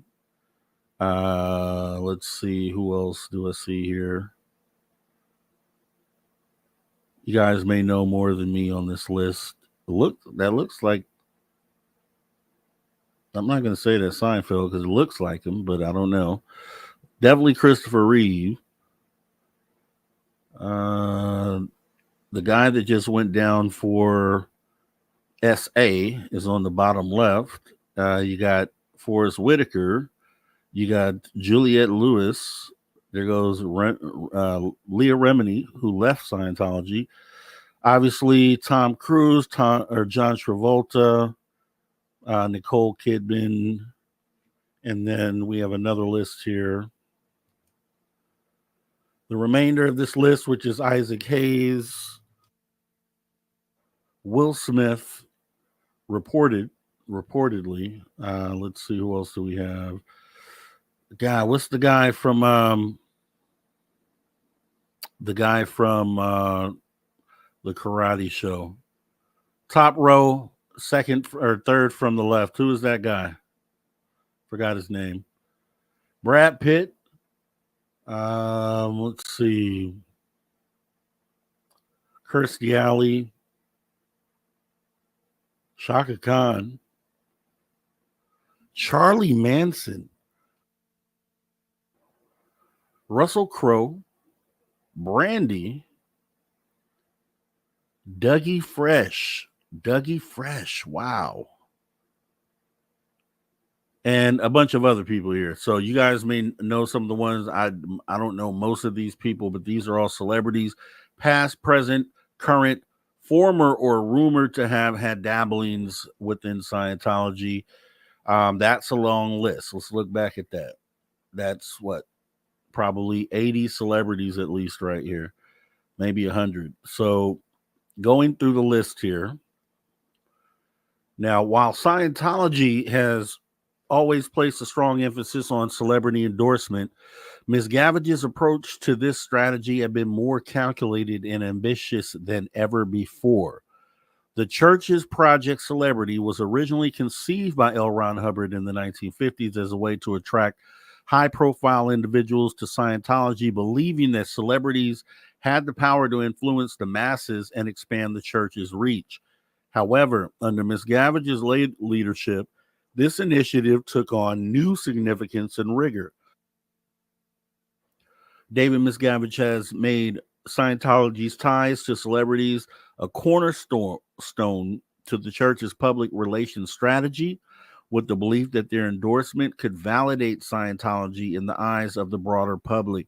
Central to Miscavige's plan was the establishment of the Celebrity Center in Hollywood, and I think I have that here. Yes, I do.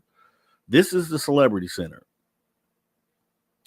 So the Celebrity Center in Hollywood a luxurious facility designed specifically for famous Scientologists, offering them the privacy and personalized attention they may not receive elsewhere. These centers became a key tool in recruiting and retaining high profile members. Under Miscavige, Scientology attracted some of its most well known celebrity adherents, many of whom became vocal advocates from the church. Perhaps the most prominent of these is Tom Cruise, whose relationship with Scientology dates back to the late 80s. Miscavige reportedly played a personal role in cultivating Cruise's loyalty to the church, even facilitating special privileges and developing a close personal friendship with the actor. Cruise has been one of the most visible faces of Scientology, defending the church in interviews and publicly advocating for its teachings. Another key figure brought into the fold during this period is John Travolta, a member since the 70s, but whose involvement grew under Miscavige's leadership. Travolta has credited Scientology with helping him through difficult personal moments, including the death of his son, and has been steadfast in public support of the organization. Other celebrities associated with Scientology during Miscavige's tenure include actress Kirstie Alley, singer Beck, and musician Isaac Hayes.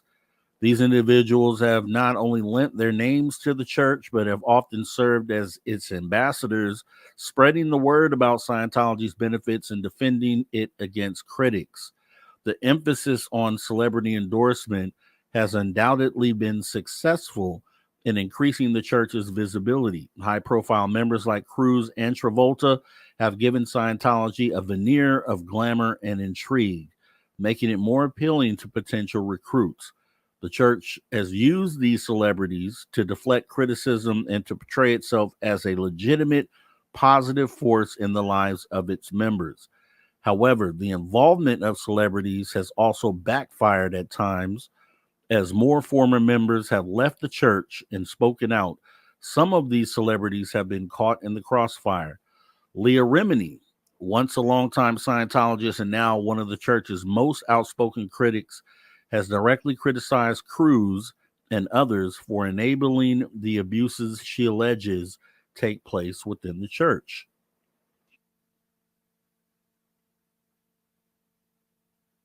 Now, what does she mean by that? What does she mean by that? So she means that Tom Cruise would come into some of these facilities, and obviously the workers are Scientologists. They could not call him Tom. They would get in trouble and get reprimanded for calling him Tom. That's his name. They couldn't look at him. They had to refer to him as Mr. Cruise and pretty much do anything that he said because he's best friends with the president, the leader of Scientology. So you'll find out Tom Cruise got his way within Scientology and still does today. They built things for Tom Cruise, specifically for Tom Cruise. I can tell you, and this not in this presentation, but I could tell you that they built personalized limousines on Scientology dollar, which Scientology is supposed to be tax exempt. They're supposed to be recognized as a religion, a church, due to the fight they had with the IRS, which we talked about in the first episode of this series here. So they've bent over backwards, courting Tom Cruise, which we know he's been a megastar for the last 30 years, all the Mission Impossible films. So all that spotlight that he gets during those moments of promoting these big films and being on all these shows, he's also promoting Scientology at the same time. This is one of their own on the big stage. And if you're a Tom Cruise fan, then they feel that you're likely to, follow his lead and say, okay, hey, he's doing okay with Scientology. He's got all these big roles and he's doing so well, then maybe that'll work for me. And that's kind of the idea of how they use these celebrities to get people to get in the same way they would do today, which I'm sure they might be doing. And that'll be something we'll look into for like episode 3. Because I was looking for like current celebrities, like current, maybe even influencers, because I would think in the social media age that they would go the influencer route and look at some of the top influencers and target them for, recruitment into Scientology. And maybe it's happening behind the scenes. It's just something we don't know about yet. But I'll be digging into that and more as we kind of get along this. But Tom Cruise, just the links of all the other celebrities you saw on that list, they've really bent over backwards for this guy and have helped with certain aspects of his life that just spell cult all the way out. They just spell cult, bending over and kind of praying to a leader. So the whole goal is Miscavige on the right, Tom Cruise on the left, best friends, and Tom Cruise is in a position of feeling like he may one day be the leader of Scientology. At least that's what people from within Scientology have said, that appears to be the setup, and that's what it looks like. So going a little further into this, let's get into Tom Cruise, and this is kind of where the story takes a turn, because he has this status within the church where he can do no wrong. They bend over backwards for the guy. So that bleeds into his relationships, right? We're talking about he's been in since the 80s. We know from, if you were alive during these times, these relationships didn't kick off till the 90s and then going into the 2000s and then up to current date. But we'll talk about Nicole Kidman first, who was the first one.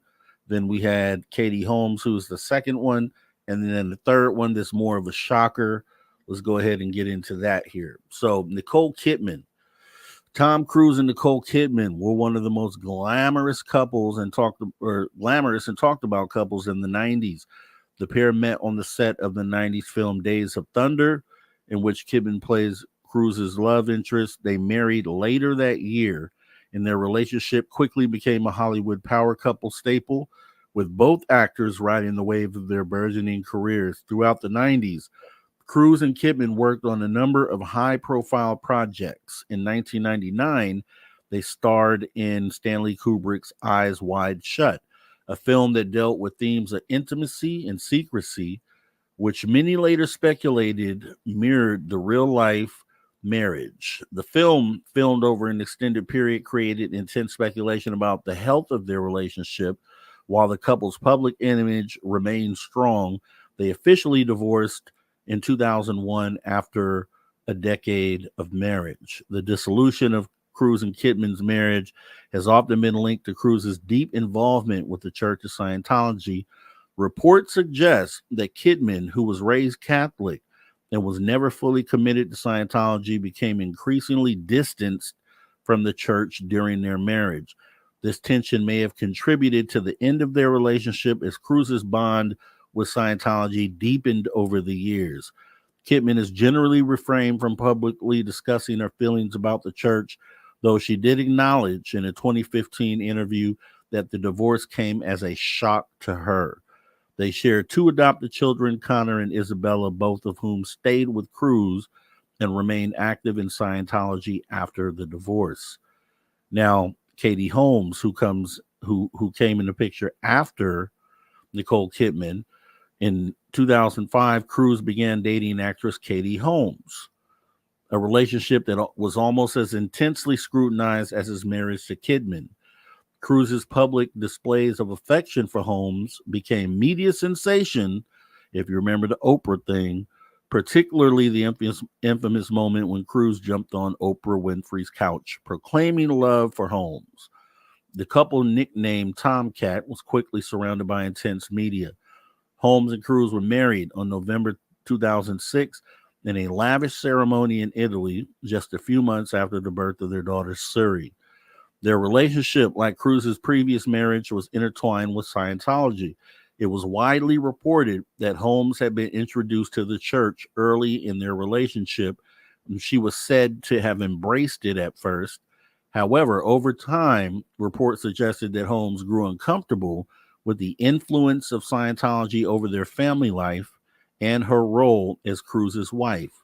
In 2012, Holmes filed for divorce, reportedly surprising Cruz, much like Kidman had done over a decade earlier. One of the key aspects of their separation was Holmes' desire to protect their daughter from being raised in Scientology, which was believed to have played a significant role in her decision to leave.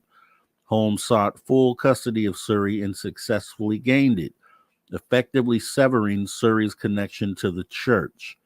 Since the divorce, Holmes has remained relatively private about her life with Cruz, though it is widely believed that her desire for independence from Scientology was a major factor in the breakup.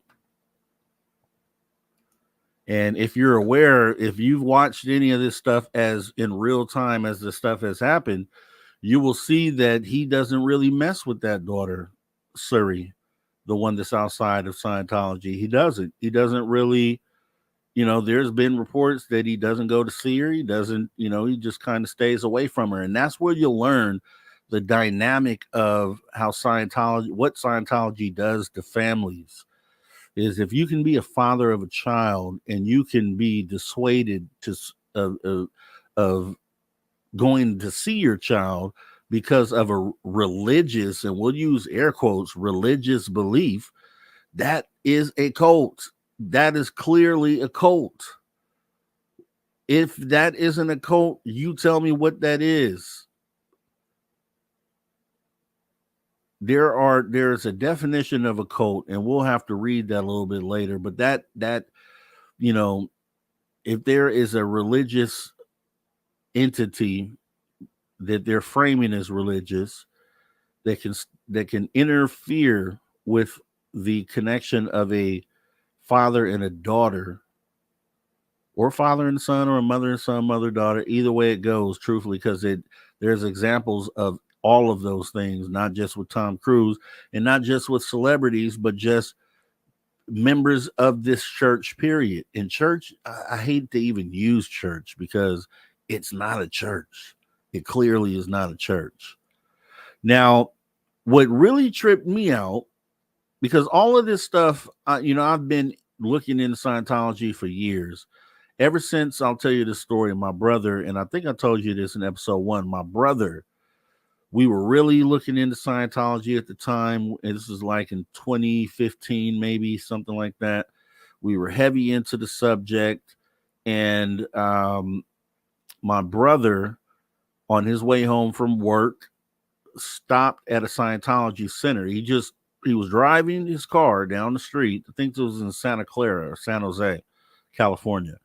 Driving down the street, just happened to stop on their street. And then he was taking a picture of the building, and then he left. And when he got home, when he pulled up into his apartment complex, someone pulled behind him, got out the car, and came and started knocking on his window and like making hand signs, like doing some weird stuff. And he was kind of like scared for a minute, like, what's going on?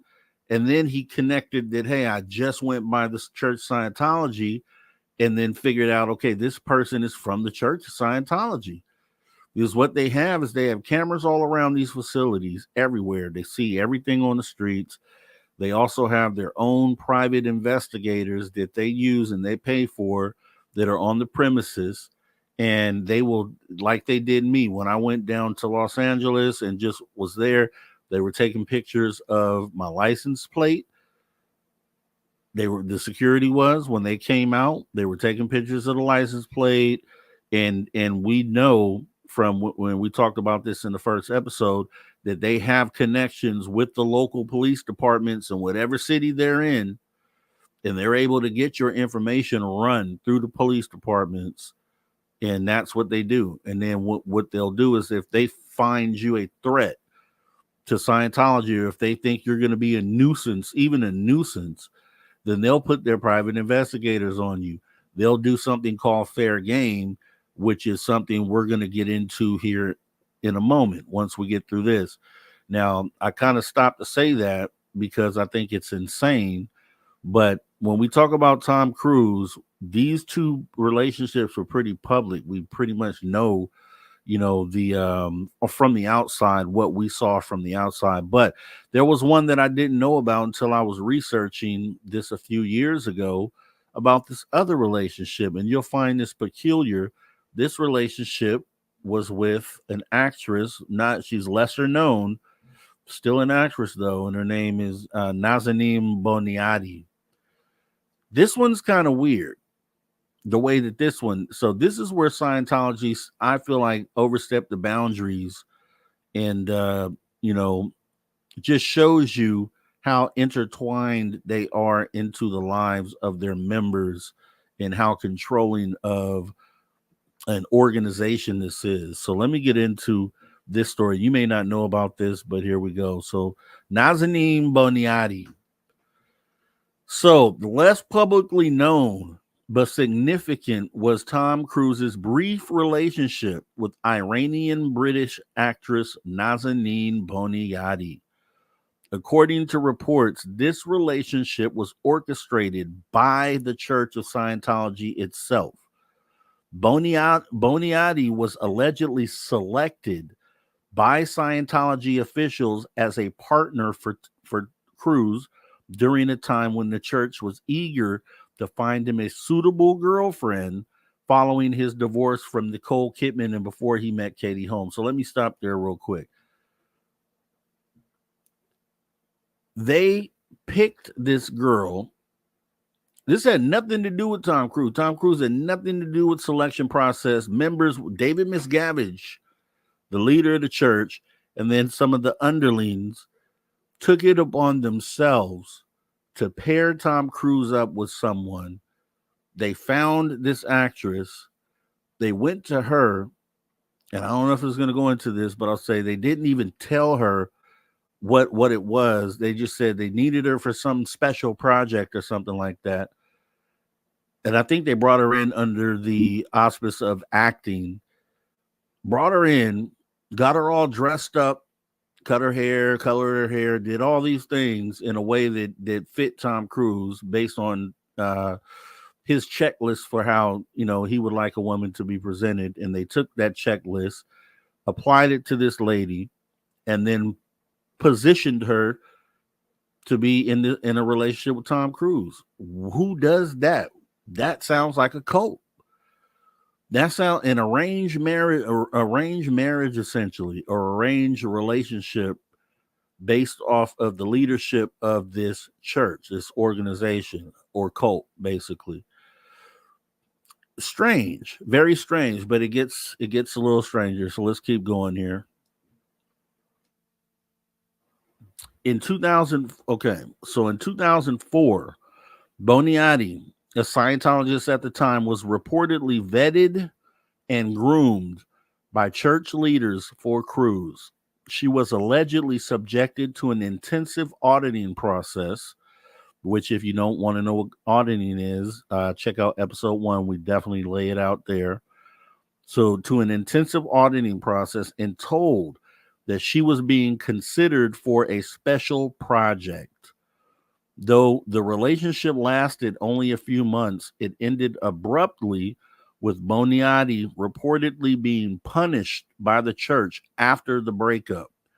This incident, which has since been reported in exposés about the Church of Scientology, adds a darker dimension to the intersection of Cruise's personal life and his relationship with the church. Boniadi later left Scientology and has since spoken out against the church, though she has maintained her privacy regarding specific details about her time with Cruise. The secrecy surrounding this relationship contrasts with the highly publicized nature of Cruise's marriages, suggesting that it was more directly influenced by the internal workings of the Church of Scientology. So when it didn't work out, they took her, they picked her, they made her go through this process. They just told her that they were getting her for a project, didn't make clear what that was. They dressed her up, essentially. They positioned her to meet Tom Cruise. I think she was just sent to his home. I think he was still living in New York at the time. They arranged this relationship. She did something that Cruise didn't like, and they broke it off immediately. They came and broke it off. He didn't break it off. They broke it off on behalf of him. And then they took her and sent her off to one of these RPF facilities, which is essentially Scientology prison. They punished her and sent her to one of these prisons where she was, I want to say in this instance, she may have been cleaning the floors with toothbrushes or toilets with toothbrushes, along those lines. Something as horrific as that. That's the type of stuff they do to people when they punish. And once again, in episode 1 of this, we cover all that. We cover what they do at these facilities and the type of punishments that they line you up with. So Tom Cruise's relationships with Nicole Kidman, Katie Holmes, and Nazanin Boniadi each illustrate the complex interplay between his personal life, his career, his devotion to Scientology. Kidman and Holmes, who were more high-profile actresses, face challenges in navigating the pressures of marriage to one of Hollywood's most famous stars, which that's normal, with Scientology often playing a divisive role. In contrast, the little-known relationship with Boniadi highlights a deeper involvement of Scientology in Cruise's personal life, illustrating the extent to which the church has influenced his relationships. Despite the breakdowns of these relationships, Cruise's status in Hollywood has remained unshaken, though his personal life continues to be a subject of intrigue and speculation. And that's actually pretty interesting to talk about because it's obvious. He said, and so has John Travolta, has said in interviews pretty publicly that, what they're happy to be a part of Scientology. They're out there promoting the word of Scientology. And you would think that people with morals who are against cults would look at that and look down upon these guys. But we know Tom Cruise has been box office for the last 20 to 30 years. Box office, still is box office today. And is essentially next to the right-hand man who is the leader of a cult, essentially. But we know within Hollywood, there's other cult-like mentalities as well. And maybe it's just par for the course when you think about, it's not really outside of what Hollyweird considers normal when we look at it, right? I think that might be more of what it is at the end of the day. But it's a shame. It's a shame because, along with the things we talked about before, which is, these RPF facilities where they don't just send the adults, they send the kids too. They send the kids for labor where they're unpaid. So you have kids doing unpaid labor. You have grown adults being sent to facilities for punishment based on the ideals of someone who wrote science fiction novels, L. Ron Hubbard, and they enact these laws as written by L. Ron Hubbard. It's crazy. And it's crazy that this is something that can still exist today. But we're going to get into what the RPF is. I've been talking about that here. The RPF. Well, this is actually, let me say this first before we do that. Tom Cruise's Clearwater penthouse. They have different buildings built for Tom Cruise at different Scientology sites around the United States. I think around the world, truthfully. They built him. This is just in the city of Clearwater, Florida, which again, if you watch episode 1, we talk about essentially how Scientology has almost bought an entire city in the state of Florida. Literally, if you look at, we looked at a map that shows how many buildings are owned by the city of Clearwater versus how many buildings are owned by Scientology. And Scientology owns more buildings in the city of Clearwater than the city does.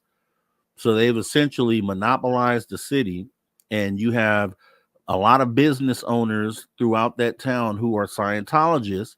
And if you're in Scientology and you're doing business with those businesses, the moment you step away or you say something ill against Scientology, they immediately have to stop doing business with you immediately. So a lot of relationships get broken behind Scientology, but on Scientology's dime, they built a penthouse, this penthouse in Clearwater, which was recently hit by the hurricane, but it survived. And this is what they built for him. And he's never really there. He comes there when he wants, but They spend a lot of money on it. He shows up when he wants to. There's other buildings they built for him on private property areas, around the United States as well. This is how they idolize Tom Cruise, or at least the leader of Scientology idolizes Tom Cruise, to where they do all these things for Tom Cruise, which I think is bananas. And Tom Cruise is aware of these facilities that they have where they do these punishments. He's aware and he's okay with it. He practices the doctrine of Scientology. So the rules and regulations, he thinks you should abide by those. And if you are punished for those things, he's okay with that being the case, right? But Mission Impossible 8 comes out next week. Let's go see it. Everybody's going to go see it, right? Everybody's going to go see it. It's going to be box office. It's going to be front page, everything, everywhere, front page. So you got it, man. Think about that. Think about that. Knowingly knows that these abuses are taking place and is okay with it. And he gets celebrated and idolized on a national stage by just fans, and then also idolized by people within this cult in the Church of Scientology. So it's bananas. But this is the RPF, one of the RPFs. They have a lot of different ones here. I want to say this one is in Hemet, California. This is down here by me somewhere. They have a lot of facilities down here. The blue building that you saw in the beginning is in LA. The Celebrity Center is also in LA, about a few miles away. They have this one that's in Hemet. They have a facility in the San Bernardino Mountains. They have them everywhere. They have buildings everywhere, and they all serve different purposes. But this is what they call RPF, or Rehabilitation Project Force, is what they call this. So let me go ahead and get into what this is. Looks like it could be Disneyland, right? That's what it looks like. Let me zoom in on that. You see that? Looks nice from the sky. Looks nice from the sky. But what you don't see when you get down closer, that street that you see down the middle is a public street. So anyone can drive down that. If you're in the area, you can drive straight down that street because it's public. But they have cameras all along that road, so they know when you are about to reach the facility. They know when you're passing it. They know when you have progressed and you've left. But you'll see also on that street, lining the property on both sides of the street, is owned by Scientology. They have barbed wire fences. They have barbed wire fences all along that street on both sides. And from what I'm told, the spikes are set in a way where they keep people in instead of keeping people out. So instead of the spikes being pointed to the outside, you figure somebody climbing in from the outside.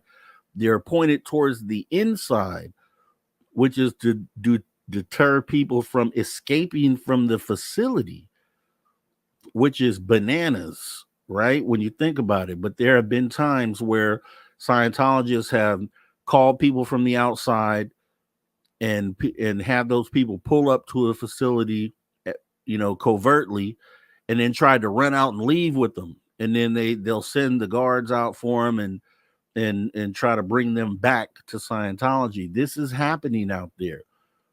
This is literally happening current day to day, the type of things they're doing and restrictions they're putting on people that they send to these facilities. So let's get into what this is.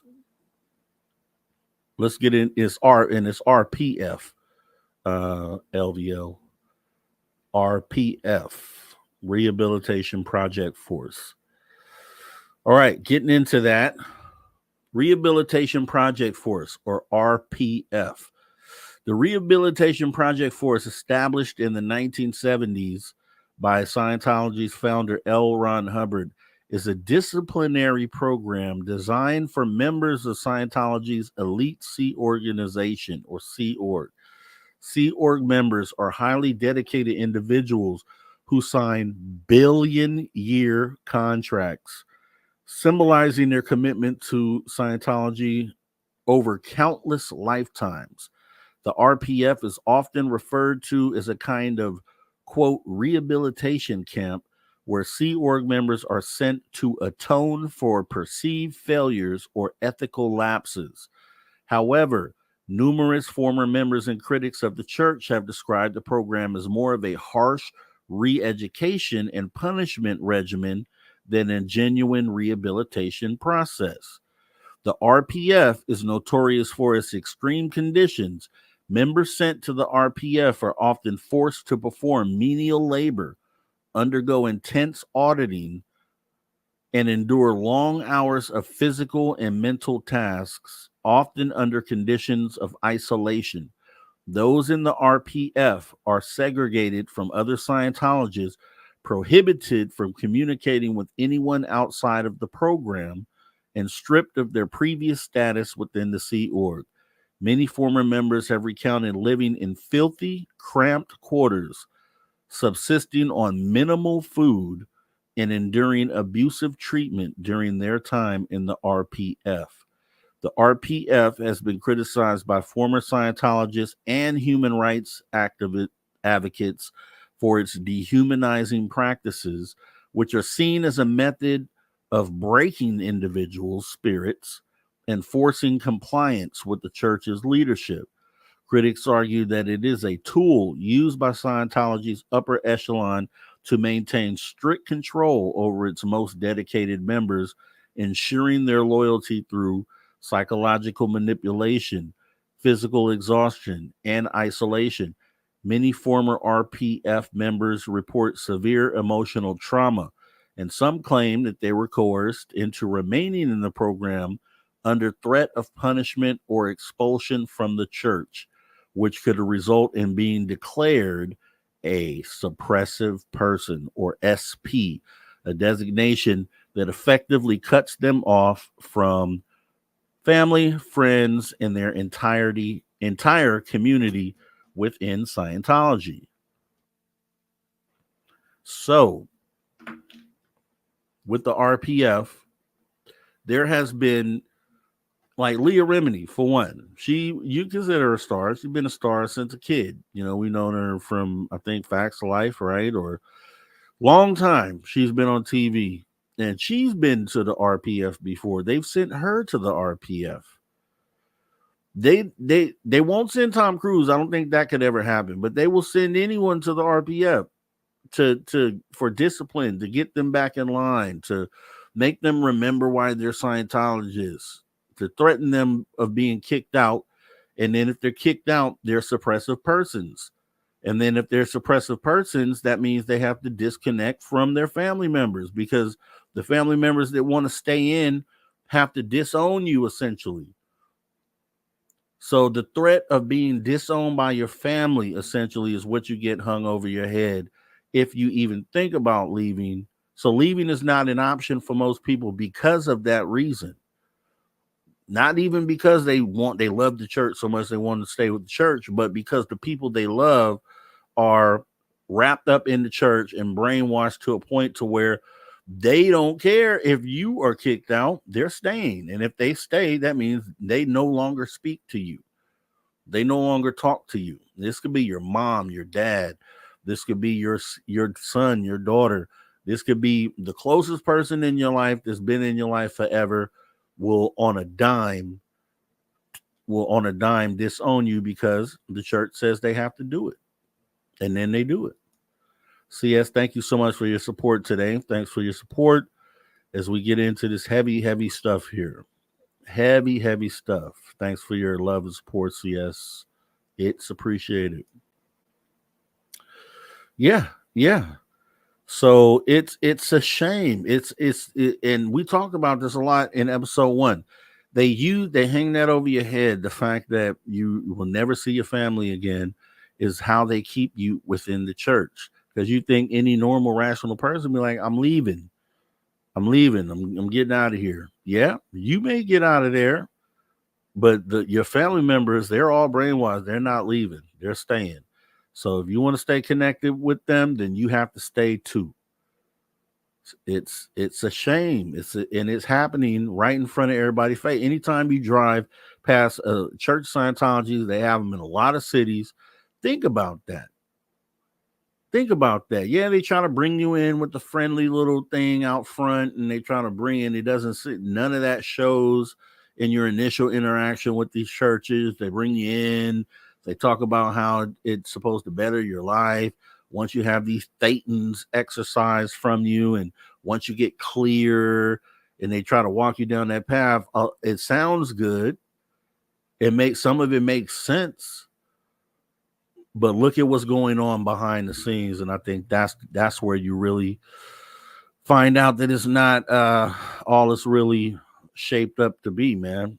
And once again, the RPF Rehabilitation Project Force is essentially Scientology prison. That's what it is. There's no way around that. There's no way around. And any place that has you sign a billion-year contract is totally unreasonable. And you should probably run away once you hear billion-year contract.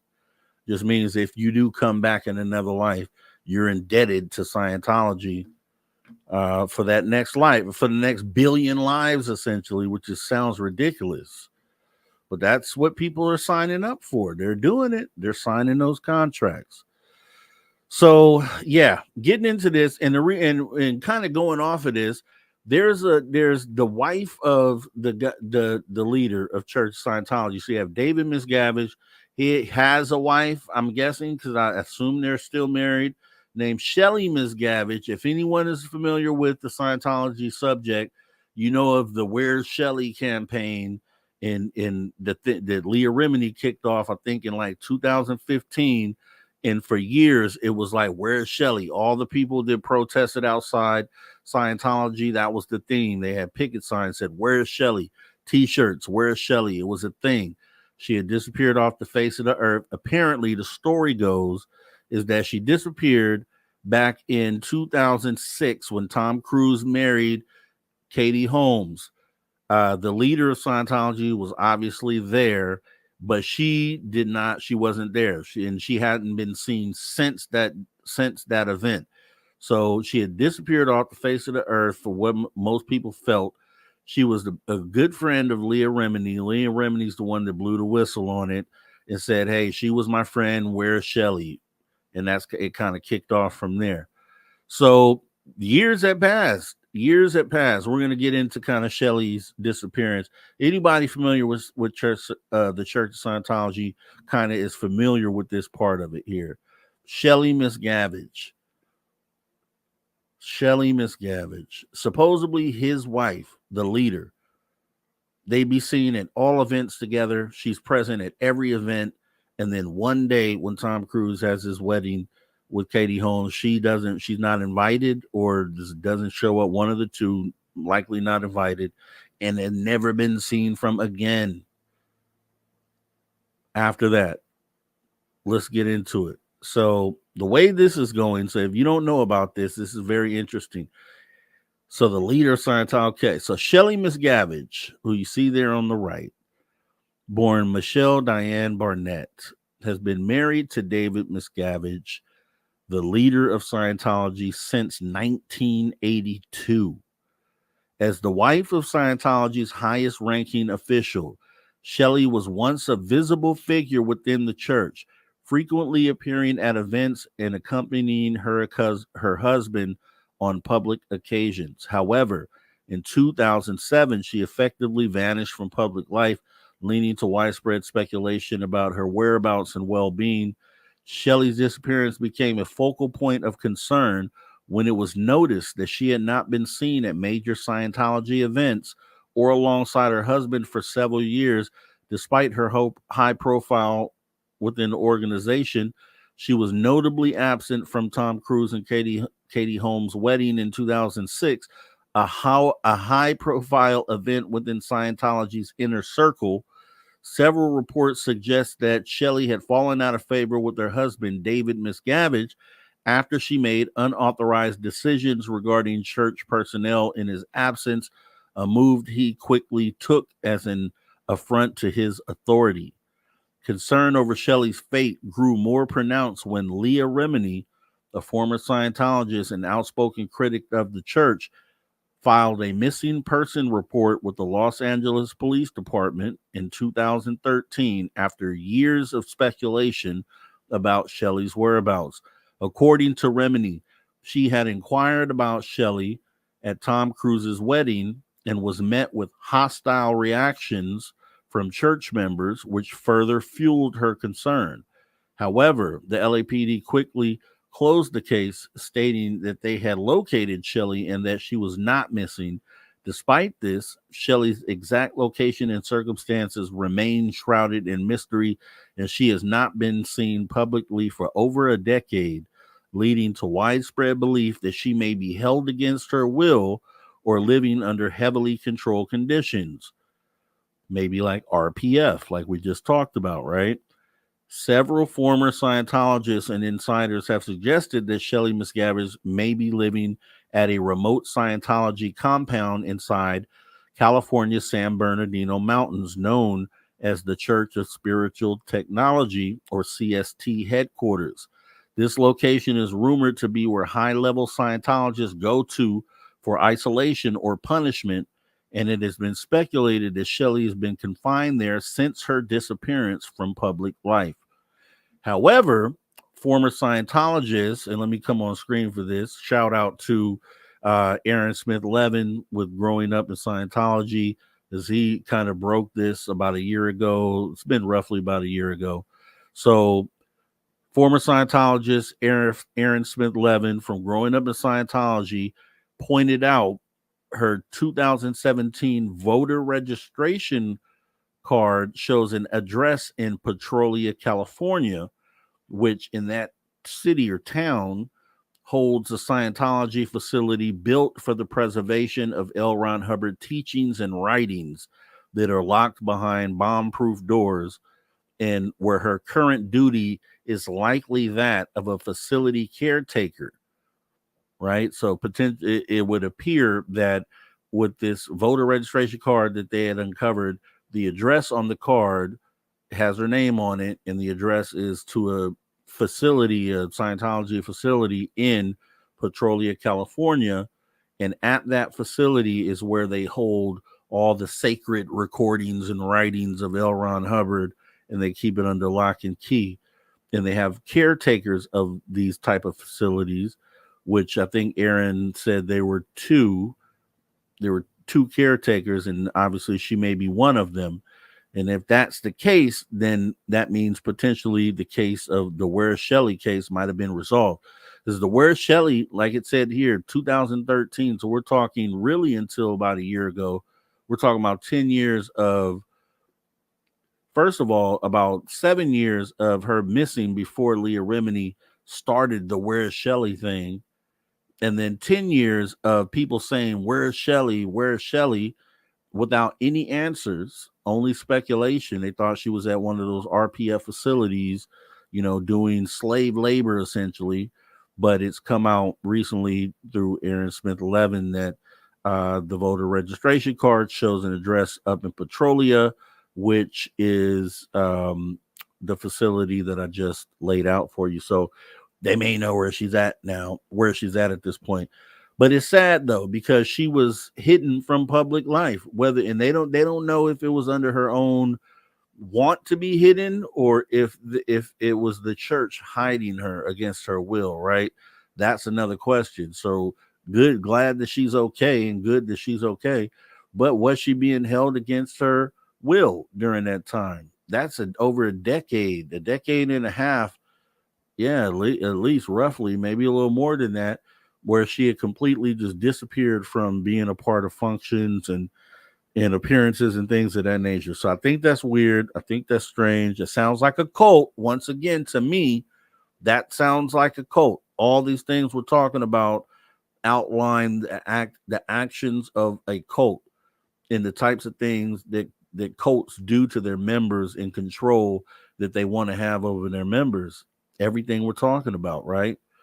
Which is a reason why, and we've talked about this before as well. There are cult mentalities even within ufology, that subject that we talk about a lot, and maybe that'll be a later show where we kind of, the cult of will be like a series This time it's the cult of Scientology. Maybe next time it's the cult of ufology, or maybe it's the cult of X, Y, and Z. Who knows where this will go? But we're going to definitely do more of these, and we're going to definitely be doing part 3, 4, 5, 6, 10, 12, 20 of Scientology, because we will be getting on the streets and getting out there at those facilities. And I'll be meeting up with Brown Dorf, because we already talked about this. He's been to those LA facilities. We're going to be getting together and doing some stuff and kind of going down this path with this, right? Because it's a cult, it's in the public. They shouldn't be able to do what they're doing, but they're doing it. So let's go ahead and continue. So with that being said, we kind of started shaking this stuff up, right? All these atrocities and things that have gone on within Scientology. There was a film and a book. There was a book and a film, and I think I've seen some of you guys talking about this in the chat. This is kind of where it all started to change, right? And come to the public eye. This was, okay, yeah, Shelley finally found. So let me put a period on this. This is a picture of that facility up in Petrolia, California, where they think she is currently staying, where the voter registration card goes back to. And it's an underground facility where all these L. Ron Hubbard secret, sacred recordings and writings are being held under lock and key. So that's where they think she's at. All right.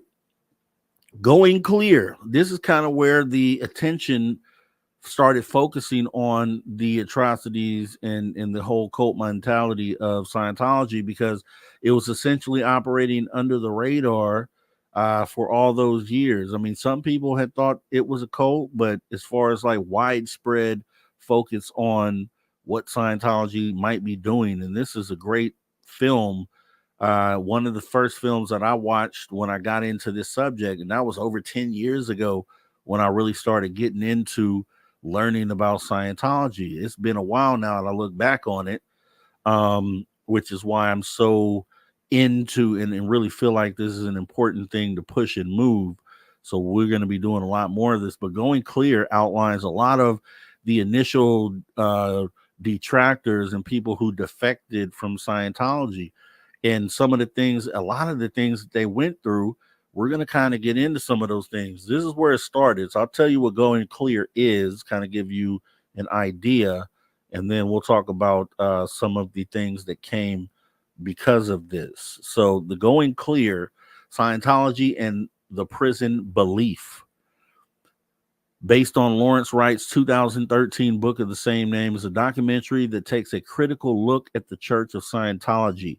The film delves into the history of the church, its practices, and the experiences of former members who have become outspoken critics. One of the key figures featured in the film is Marty Rathbun, who we'll talk about in a moment, a former senior executive within Scientology who was deeply involved in many of the church's most controversial practices before he left the organization. Rathbun was one of the church's top enforcers, serving as Inspector General of the Religious Technology Center, the governing body responsible for overseeing and enforcing Scientology's doctrine. He was involved in high-profile efforts to defend the church from critics and in executing the, quote, fair game policy, which allowed for the harassment of those considered enemies of Scientology. However, after leaving the church in 2004, Rathbun became a vocal critic of its practices, including its treatment of members, financial exploitation, and manipulation of the legal system. His defection marked him as a target for retaliation. Going Clear chronicled Rathbun's delusionment within the Church of Scientology, provided a platform for his damning account of Scientology's abuses. His participation in the film was significant not only because of his previous high-ranking status, but also because of the personal attacks that followed after his departure. Now, this is where it gets spicy, because they outline, and if you remember this, you remember the things they were doing to him and his wife. We're going to briefly cover those things. Like I said, we're just building the framework. A lot of people who have studied Scientology and what they've done know these things, but a lot of you probably don't. And that's why we'll get into it. So, Squirrel Busters. Who out there remembers the Squirrel Busters? This was a period of time. I remember when this was actually happening, like when they were first releasing these films with this harassment technique that Scientology was using and probably still uses in some way, shape, or form. So, the fair game doctrine, squirrel busters, these dudes would come to your house. These dudes would show up at your house, at your job, at the grocery store, wherever you were. You're a defector of Scientology.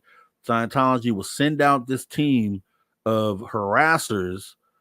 They would show up with cameras, they would videotape you, they would do all sorts of weird, crazy things. They would call you squirrels and all sorts of derogatory names, trying to kind of invoke a response from you to try to get you to do something to them, so they could then turn around and say, play the victim and say, hey, he did these things, right? So the key of this was to never fall into those traps, but they would send these people to your front doorstep doing these crazy, wild things. So I'm going to go ahead and get into that real quick. The Squirrel Busters, right here, right now. So one of the most bizarre and aggressive campaigns against Rathbun was orchestrated by a group known as the Squirrel Busters.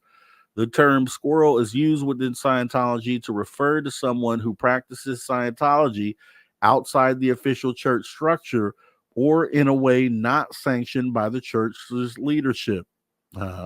Rathbun, after leaving the church, continued to practice and offering audits, a form of spiritual counseling central to Scientology, independently, leading the church to label him a squirrel and target him for retaliation.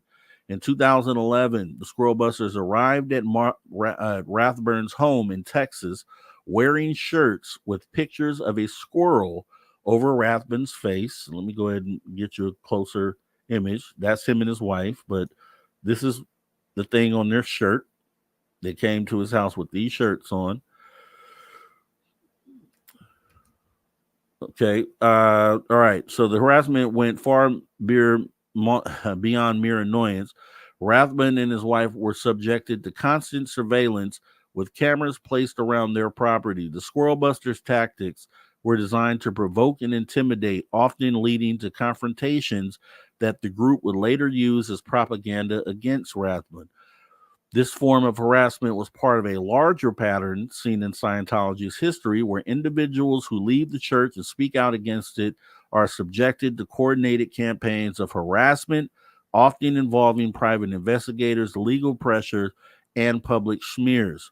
Marty Rathbun had been one of the key enforcers of the fair game policy during his time in the church, and after his defection, he became one of the most high-profile targets. The Church of Scientology has a history of using legal harassment, surveillance, and smear campaigns against critics.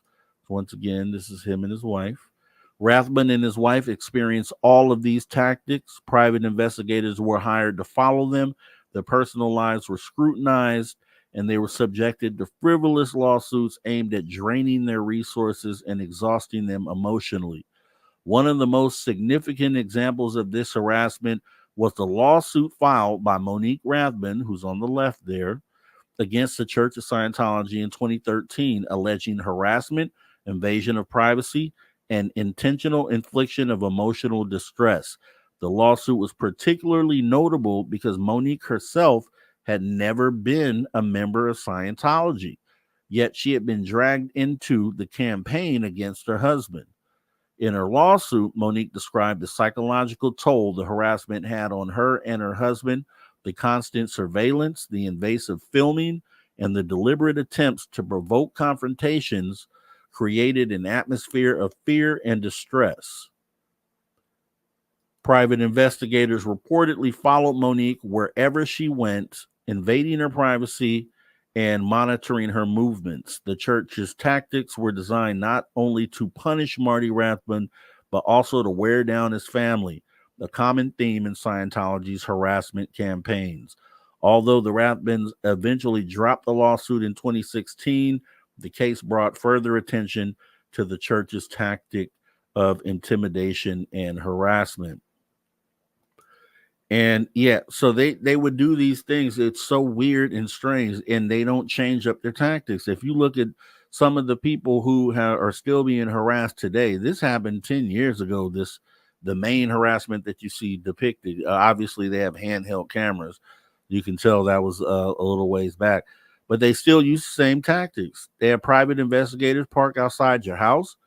They, in this case, when they were doing this harassment against him, they lived on like this cul-de-sac, and they rented a house that was like diagonally across from them, and they would position a little camera in the window so they could watch what he was doing.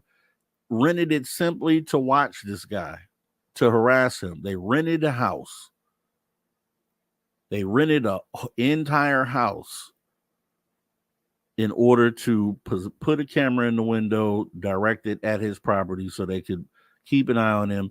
And they do this to Mike Render as well currently. They do this to a lot of the current Scientologists that are still out there speaking against it. Now, Marty Rathbun, I don't know what happened to this guy. He kind of disappeared. Some people think that he may have gone back into the Scientology fold after that lawsuit was dropped, because they kind of just dropped the lawsuit and he stopped talking against Scientology. So they think they may have blackmailed him or struck a deal with him that they would leave him alone if he would stop talking against Scientology. And that's one of the things that they try to do. And they try to do to a lot of the people that are still talking outside of Scientology. So with that being said, the harassment campaign, and okay, so we'll get into the fair game tactics real quick here.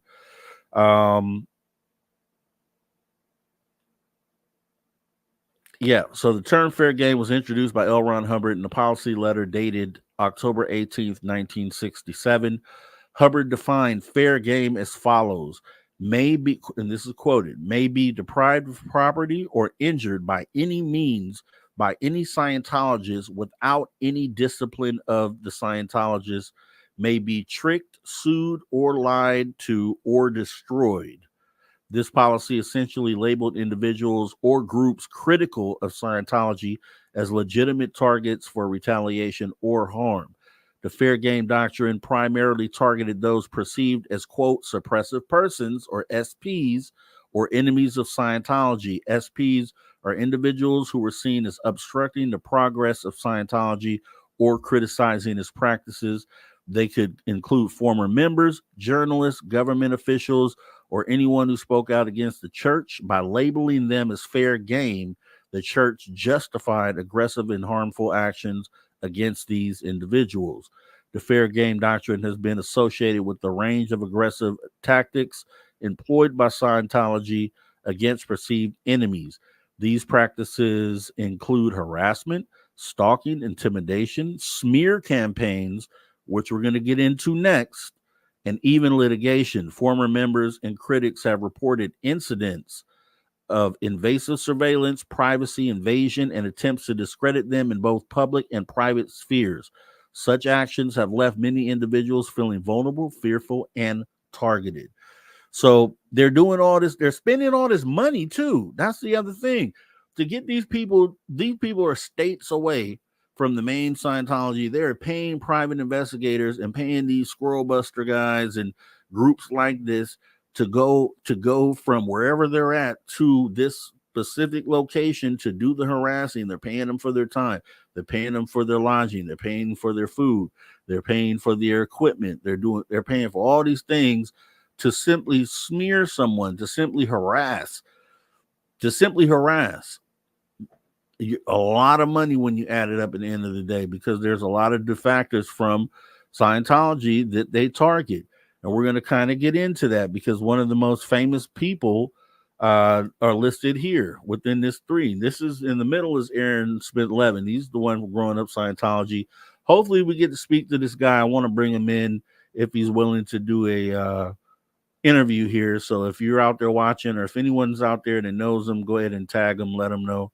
I would love to interview him for the next entry of this Scientology series. But you have on the right Mike Render, who used to be the head of OSHA, the Office of Special Affairs, who used to really plan all this fair game stuff. He used to be on the inside and be the one planning how they were going to target these different people and what tactics they were going to use. Now he's defected from Scientology. He talks against Scientology. He's teamed up at times with Leah Remini, who's on the far left. You know her from Kings of Queens and I think Facts of Life and all sorts of other stuff. She was lifelong Scientologist and she left at some point. Now she speaks against them, but the two on the opposite sides, Leah Remini and Mike Render, they've had slander campaigns against them. What Scientology does, and I think I have it here. So Leah Remini, she came out after she left Scientology with Leah Remini Scientology in the Aftermath, which was a great show, but it didn't last because Scientology was threatening the staff of her show. Scientology was sending letters to the staff of her show threatening them, using those fair game tactics, and a lot of people quit the show, and the show kind of just ended up going away. That was Scientology's way of dealing with her in that show. Then you had, this is her and Mike Render. They would often do things together on that show and then also online as well. And okay, and this is where we get into the slander. So Leah Remini takes a stand against Scientology. Now I need to I'm going to try to bring this up full screen here because this is where it gets nasty. Scientology goes and buys domains, website domains for slander. This is part of their program, their plan. So not only are they hiring PIs to follow you and watch you, not only are they sending these groups out to harass you in public at stores and at home and at work and at various places, they also have procured domain names for each one of these people. And they put up websites that defame them. I'm going to read what this there's a few different sites, but for a few different people, but I'm going to read the one on Leah Remini. This is the stuff they wrote on her. If you go to this website, which is active right now, this is what it says on the website. This is what they do. And maybe I'll get one day. Maybe I'll go so hard on Scientology that I'll end up having a site up there, but I don't care what they find out about me because there's not anything that I'm hiding in my past. There's nothing they can say about me, but it gets nasty. So let me go ahead and kind of show you what's going on here. So this is the slander, web domains used for slander. This is what this website says. So a statement from the Church of Scientology International. This is on the front page of the site they put up about her. It says, Leah Remini has carried on a bigoted and hate-filled crusade for years. Now, let me start by prefacing that this is not any view of the Social Dig. This is what Scientology has written about Leah Remini defaming, and I don't believe any of this to be true. Let me start by saying that. But what they have written is Leah Remini has carried on a bigoted and hate-filled crusade for years, shamelessly capitalizing on her vengeance against the Church of Scientology to make money and garner attention. The first of Remini's many lies is her story that she left the church in righteous protest after 30 years as a member. The truth is that Leah Remini left because she is unethical and the church would no longer tolerate her abusive antisocial conduct. To spare Remini embarrassment, we said nothing. Remini immediately parlayed her past affiliation with the church into a livelihood, contriving a, quote, fight for her own manufacture. She has resorted to blatant defamation, attempted shakedowns, false reports to law enforcement, and incitations to hate. Remini's deceits, drama, and lies have caused real harm, resulting in threats, violence, and hate crimes against Scientologists, church property, its clergy, and leadership. Enough is enough. It's not just dishonest, it is malicious. On this website, we provide the facts about what Leah Remini did. This is the real story. By the way, bigger Leah Remini fan. Shout out Leah Remini. This is how you know you got them shaking in their boots when they sit up and they do something like this. But this is what they continue to write. Falsehoods that they continue to portray as a tactic to smear someone's name because they are speaking out against a cult. This is what the cult does, and this is what they write. So they say the real story, Leah Remini was introduced to Scientology in her youth. joined the church's religious order in her teens, and was dismissed a year later for unethical conduct, including violation of sexual rules, petty theft from three church restaurants, abusive behavior towards schoolmates, and chronic truancy. Rimini and her family continued as parishioners of the church. She pressured her mother into letting her drop out of junior high school at 14, contrary to Rimini's attempts today to blame the church for her lack of formal education. Quote, I just said, screw this. If I want an education, I'm going to learn from my mother, she would later tell media. I was going to be a star. Rimini's career began to take off, and she often credited her success to the help she received from the church. As she told interviewers, quote, I wouldn't be successful if it wasn't for Scientology. It means everything to me. But as she admitted, a quote, horrible person was always bubbling just below the surface. Quote, people who know me go, oh, you're horrible. But I would be even more horrible if it wasn't for Scientology. It's like I would have been a monster. Rimini was immoral, stole a married man, and wrecked relationships. Rimini supplied plenty of, and if you could tell, the sarcastic, whiny voice is the Church of Scientology. So back into character. Rimini supplied plenty of her own examples of that, quote, horrible person. Among them, she wrote of getting, quote, no respect from cast and crew on set by me going around grabbing girls blanks and sexually joking around. She wrote of jealousies, trash talking fellow actors, and efforts to thwart her own sister's aspirations to become an actor, admitting it was, quote, really quite evil. Rimini infamously stole her future husband, Angelo Pagan, from his then wife Raquel and their young son. Years later, she revealed she, quote, manipulated Angelo into leaving Raquel by giving him an ultimatum, quote, if you're not at my house today with your bags packed, you can go F yourself. I knew this would push him to do it. He did it.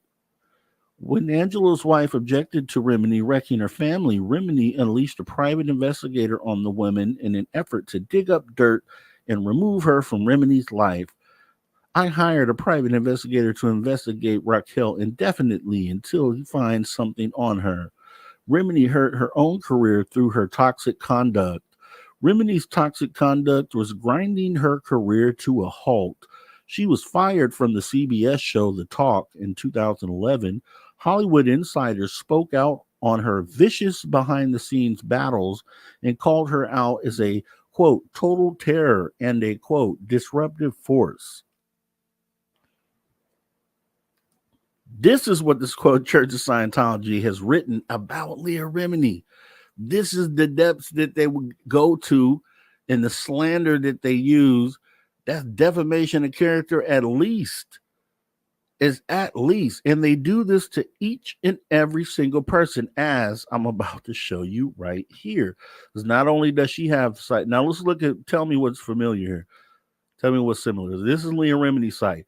And then she teamed up with Mike Render, the guy I showed you who was head of OSHA within the Church of Scientology. He did some horrific things while there. He even admits himself.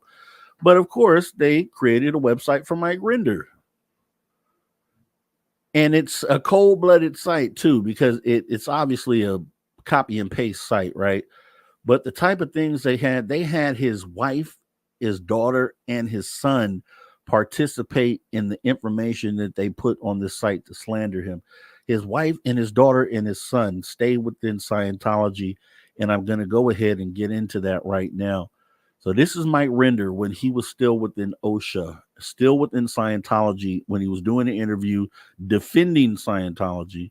So for decades, Mike Render was a key figure within Scientology, serving as the head of the Office of Special Affairs, or OSHA, OSA, the church's division responsible for legal matters, public relations, and intelligence operations.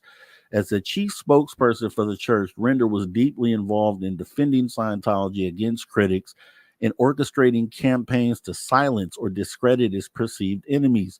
He was also responsible for handling some of the most sensitive and controversial aspects of the church's public image. making him a critical figure in Scientology's upper echelon. Render was a lifelong Scientologist, having been raised in the church since his childhood.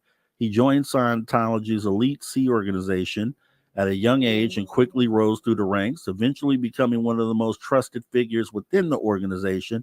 As a senior executive, Render was not only aware of, but also participated in the enforcement of Scientology's strict internal policies, including the infamous disconnection policy, which mandates that Scientologists sever all ties with individuals deemed to be suppressive persons, or SPs.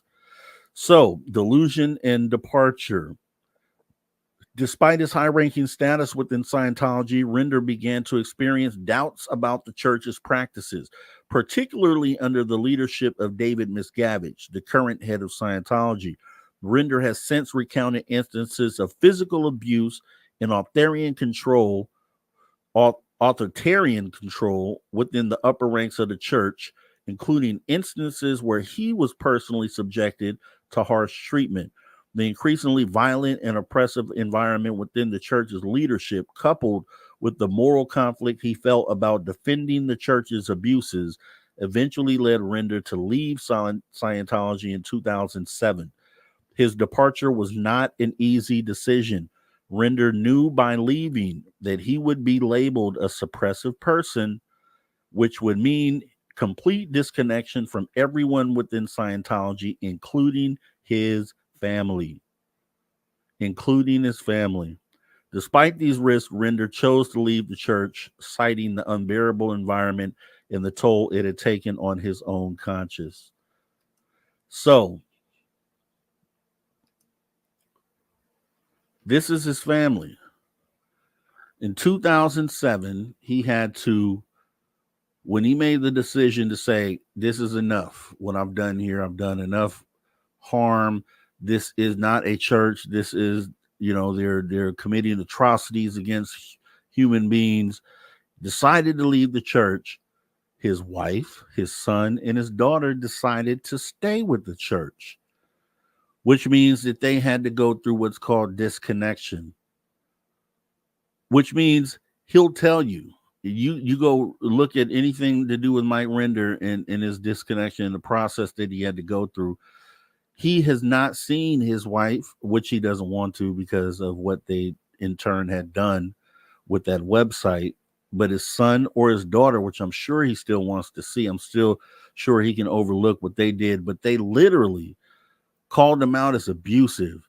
They called him out as, they said some of the nastiest things about this man behind the Church of Scientology. They were forced into doing so. Now, they literally might be brainwashed into doing so, because essentially, if they don't go along with the play, then that means one of them are going to be labeled a suppressive person and then has to leave the church, essentially, which means, okay, now if the mother is labeled that, then she has to disconnect from her children. Or if one of the children have to go through that, then they're disconnect from the other two. Right? So you see the cycle and the mindset and how they trap you in, and being a father or a mother and then being disconnected from your family immediately, and then essentially forever until they decide to leave the church Scientology. They cannot have any contact with him. He's asked for it a lot of time. It's a sad state of affairs. And it's only being seen because he's a public figure, quote unquote, because of his position in the movement against Scientology. So we get to see this, and we get to, kind of see how a person feels because he's one of the most notable figures, right? But there's a lot of people who aren't stars, who weren't top level people, who have to deal with the same exact thing, disconnected from their families. You may never know their names. But this is so ridiculous, and it makes me angry. It makes me upset. Right? You're supposed to care for all human beings. It's apparent that this church does not practice that. It's apparent that this church does not practice that. So I want to go over the disconnection policy here real quick, and we'll be wrapping this up in just a moment here. But the disconnection policy, even outside of my rent, I think I kind of described it, but I'm going to give you the actual details on it, and we'll see here. So the disconnection policy period, this is just what it is. Scientology's disconnection policy is one of the most controversial and emotionally damaging practices. When someone is labeled a suppressive person, other Scientologists, especially family members, are required to cut all communication with them.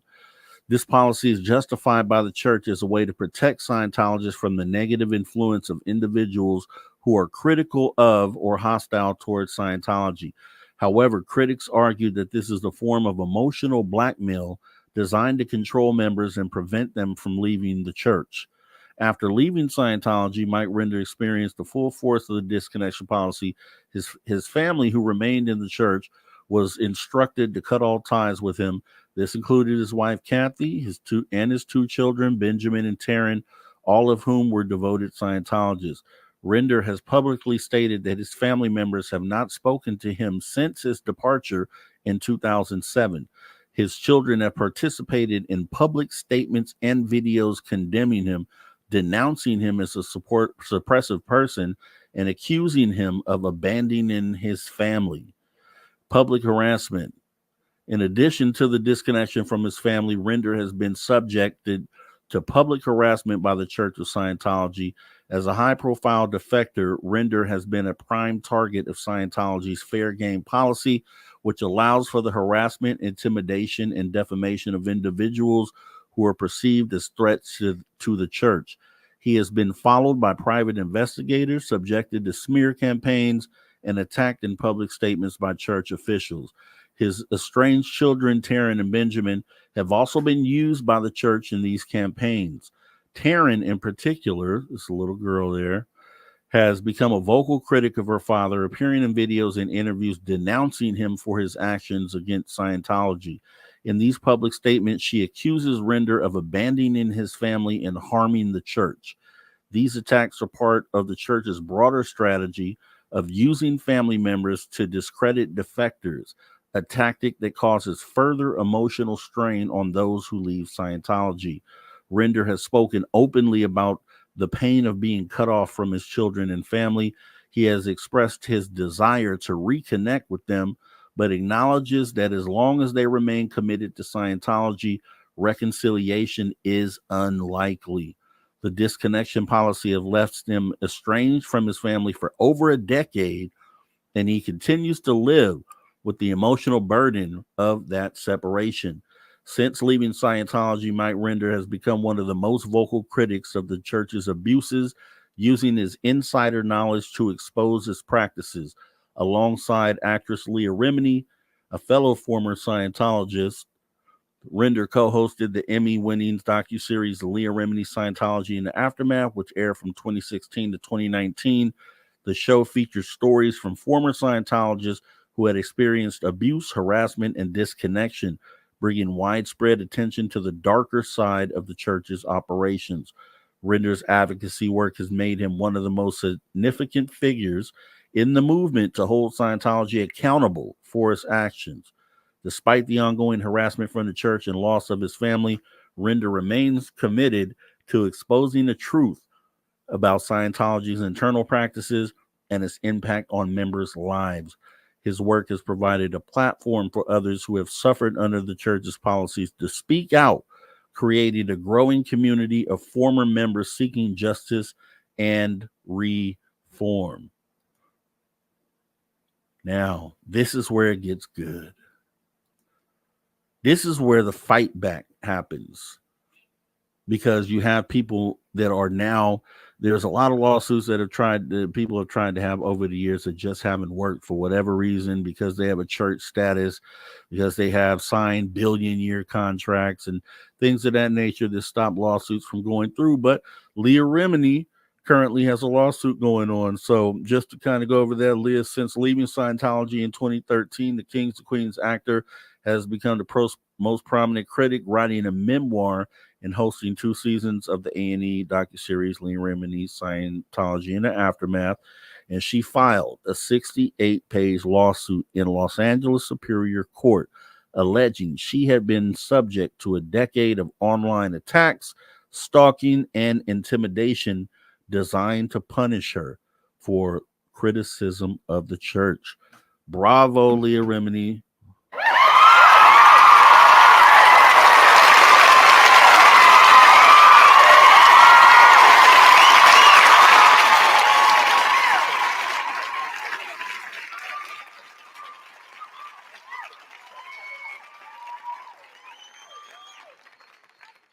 Someone has got to make him pay, right? Somebody has to make him pay. Start somewhere, but it takes a movement, and that's why we're going to do a lot more of these about Scientology, because it's going to take more conversations. Some of the more atrocious things that have happened, and like I said, we just built the framework of the house. Even though we've gone through all this stuff on 2 episodes, this is only the framework. There are so many other things that have happened, little things, little intricate things, and I feel it's better for the experiencer of those things to speak about those, which is why we're going to try to go into down an avenue where we have some of these former Scientologists come on the show and really talk about it from their perspective, as them being the experiencers of these atrocities, the things they know about the inside, the things they've seen and can speak to. So that is the path we're going. I wanted to kind of finish the second show to finish the framework and to make sure that we got through that so that we can continue to have the conversation. Like I said, we will be doing live things on location from some of these Scientology centers, and kind of just asking questions, like, and trying to do things like talk to these Sea Org members who are brainwashed out there, see if you can get a response. That's generally what they try to do. You'll have these former Scientologists that'll go out to these Sea organizations where you have all these cult members dressed up in these white shirts with blue pants, uh, and this is their outfit, their uniform, and you try to talk to those individuals. A lot of them brush you off and act like they don't hear you, but it just takes to be able to talk to one person or get through to one person. The same way it is talking about disclosure within ufology. It's a person by person, and maybe that one person opens up to what's being said. The same mission we're on, and that's why we're covering it here at the Social Dig. It's something that affects humanity. And I'm going to look always for ways to positively make a change in humanity's progression, whether that's through disclosure of UFOs, whether that's through breaking up cults and waking people up there. So there's a lot. If you can see this, where the mission is here and where we're going to be going in the future on this channel, this is what we're going to do. And this is kind of, the ground level of the movements that we're going to be a part of. So I really appreciate you guys going on this mission with us. And we're going to end this presentation off with this right here. I think this is so awesome. This is right outside the Blue Building, Scientology. They posted this billboard right outside the Blue Building, Scientology, for all the Scientologists there to see, even the ones that come and go, because not all Scientologists live on site. Some of them live at home and they go to the Church of Scientology daily. So this is right within their travel path, right outside their windows. And this is a question: need help leaving Scientology? Call us 888-FREE-002. And I think that's an important number to have out there for anyone that might be thinking about leaving Scientology, or someone that might know someone that needs to leave Scientology. Just like an abusive relationship is no different than anything that hurts you, right? And is definitely going to hurt you more than it's going to help you staying in something like this. So, yes, with that being said, we got to ask the chat. Ask the chat. What can you do to help open the eyes of those trapped in the cult? Like, what can you personally do? Can you write a letter? Can you, what can you do? And you don't have to answer it now. You can put it in the chat. that would be fine. Richard Minnick, thanks for the love and support here. Then keep kicking ass, Rob. Will do. We got a long ways to go, man. It's a lot more ass kicking to do. And here's where I would love to for your guys' support. What other social things do we need to look at and pay attention? I know the ones that stick out to me, right? I'll put a post in the community chat later, and let's get a list of those things, because any of these things that we could do to help move humanity in a good way. It doesn't have to just be UFOs, as apparent here with the Scientology show and with the Elon Musk show the other day. There's other things and avenues that we can go down to move the needle for humanity, and we're going to do that here. So if you have any ideas, I'm going to put a post in the community, and then just please respond to that, give some ideas of where we could go, and we're going to do it. We're just going to do that. All right. So once again, the Social Dig, that's where you're at today. You see that right there on the left. Wednesdays at 5 p.m. Pacific. Then we got Fridays. My experience with the phenomena, where a person like yourself just comes on stage, talks about your experience. We do that Fridays at 5 p.m. Pacific. And then the late night call-in show, Saturdays at 11:30 p.m. These are the dates and times. If you haven't hit the notification bell, if you're new, consider hitting the subscribe button. We have a long ways to go and a lot of places to go right here on this channel. We are down at the bottom level, and we have not even reached where we're going to go. So definitely consider doing that. Also, outside of that, you can catch me on the After Hours, Spaced Out Radio, Saturdays and Sundays, 8 p.m. Pacific until 11 p.m., where we get into deep conversations. So these 3 shows plus the shows over there, we are trying to move the needle, and we are doing it with you guys, because you guys are the ones that help support. We appreciate you. We do this for the positive progression in humanity, as always. This topic as well, and other topics that we go across as well. Once again, I'm your host, Mr. Rob G. This is the Social Dig. Appreciate you guys coming in tonight. You guys enjoy the rest of your night. You guys all take care. Later.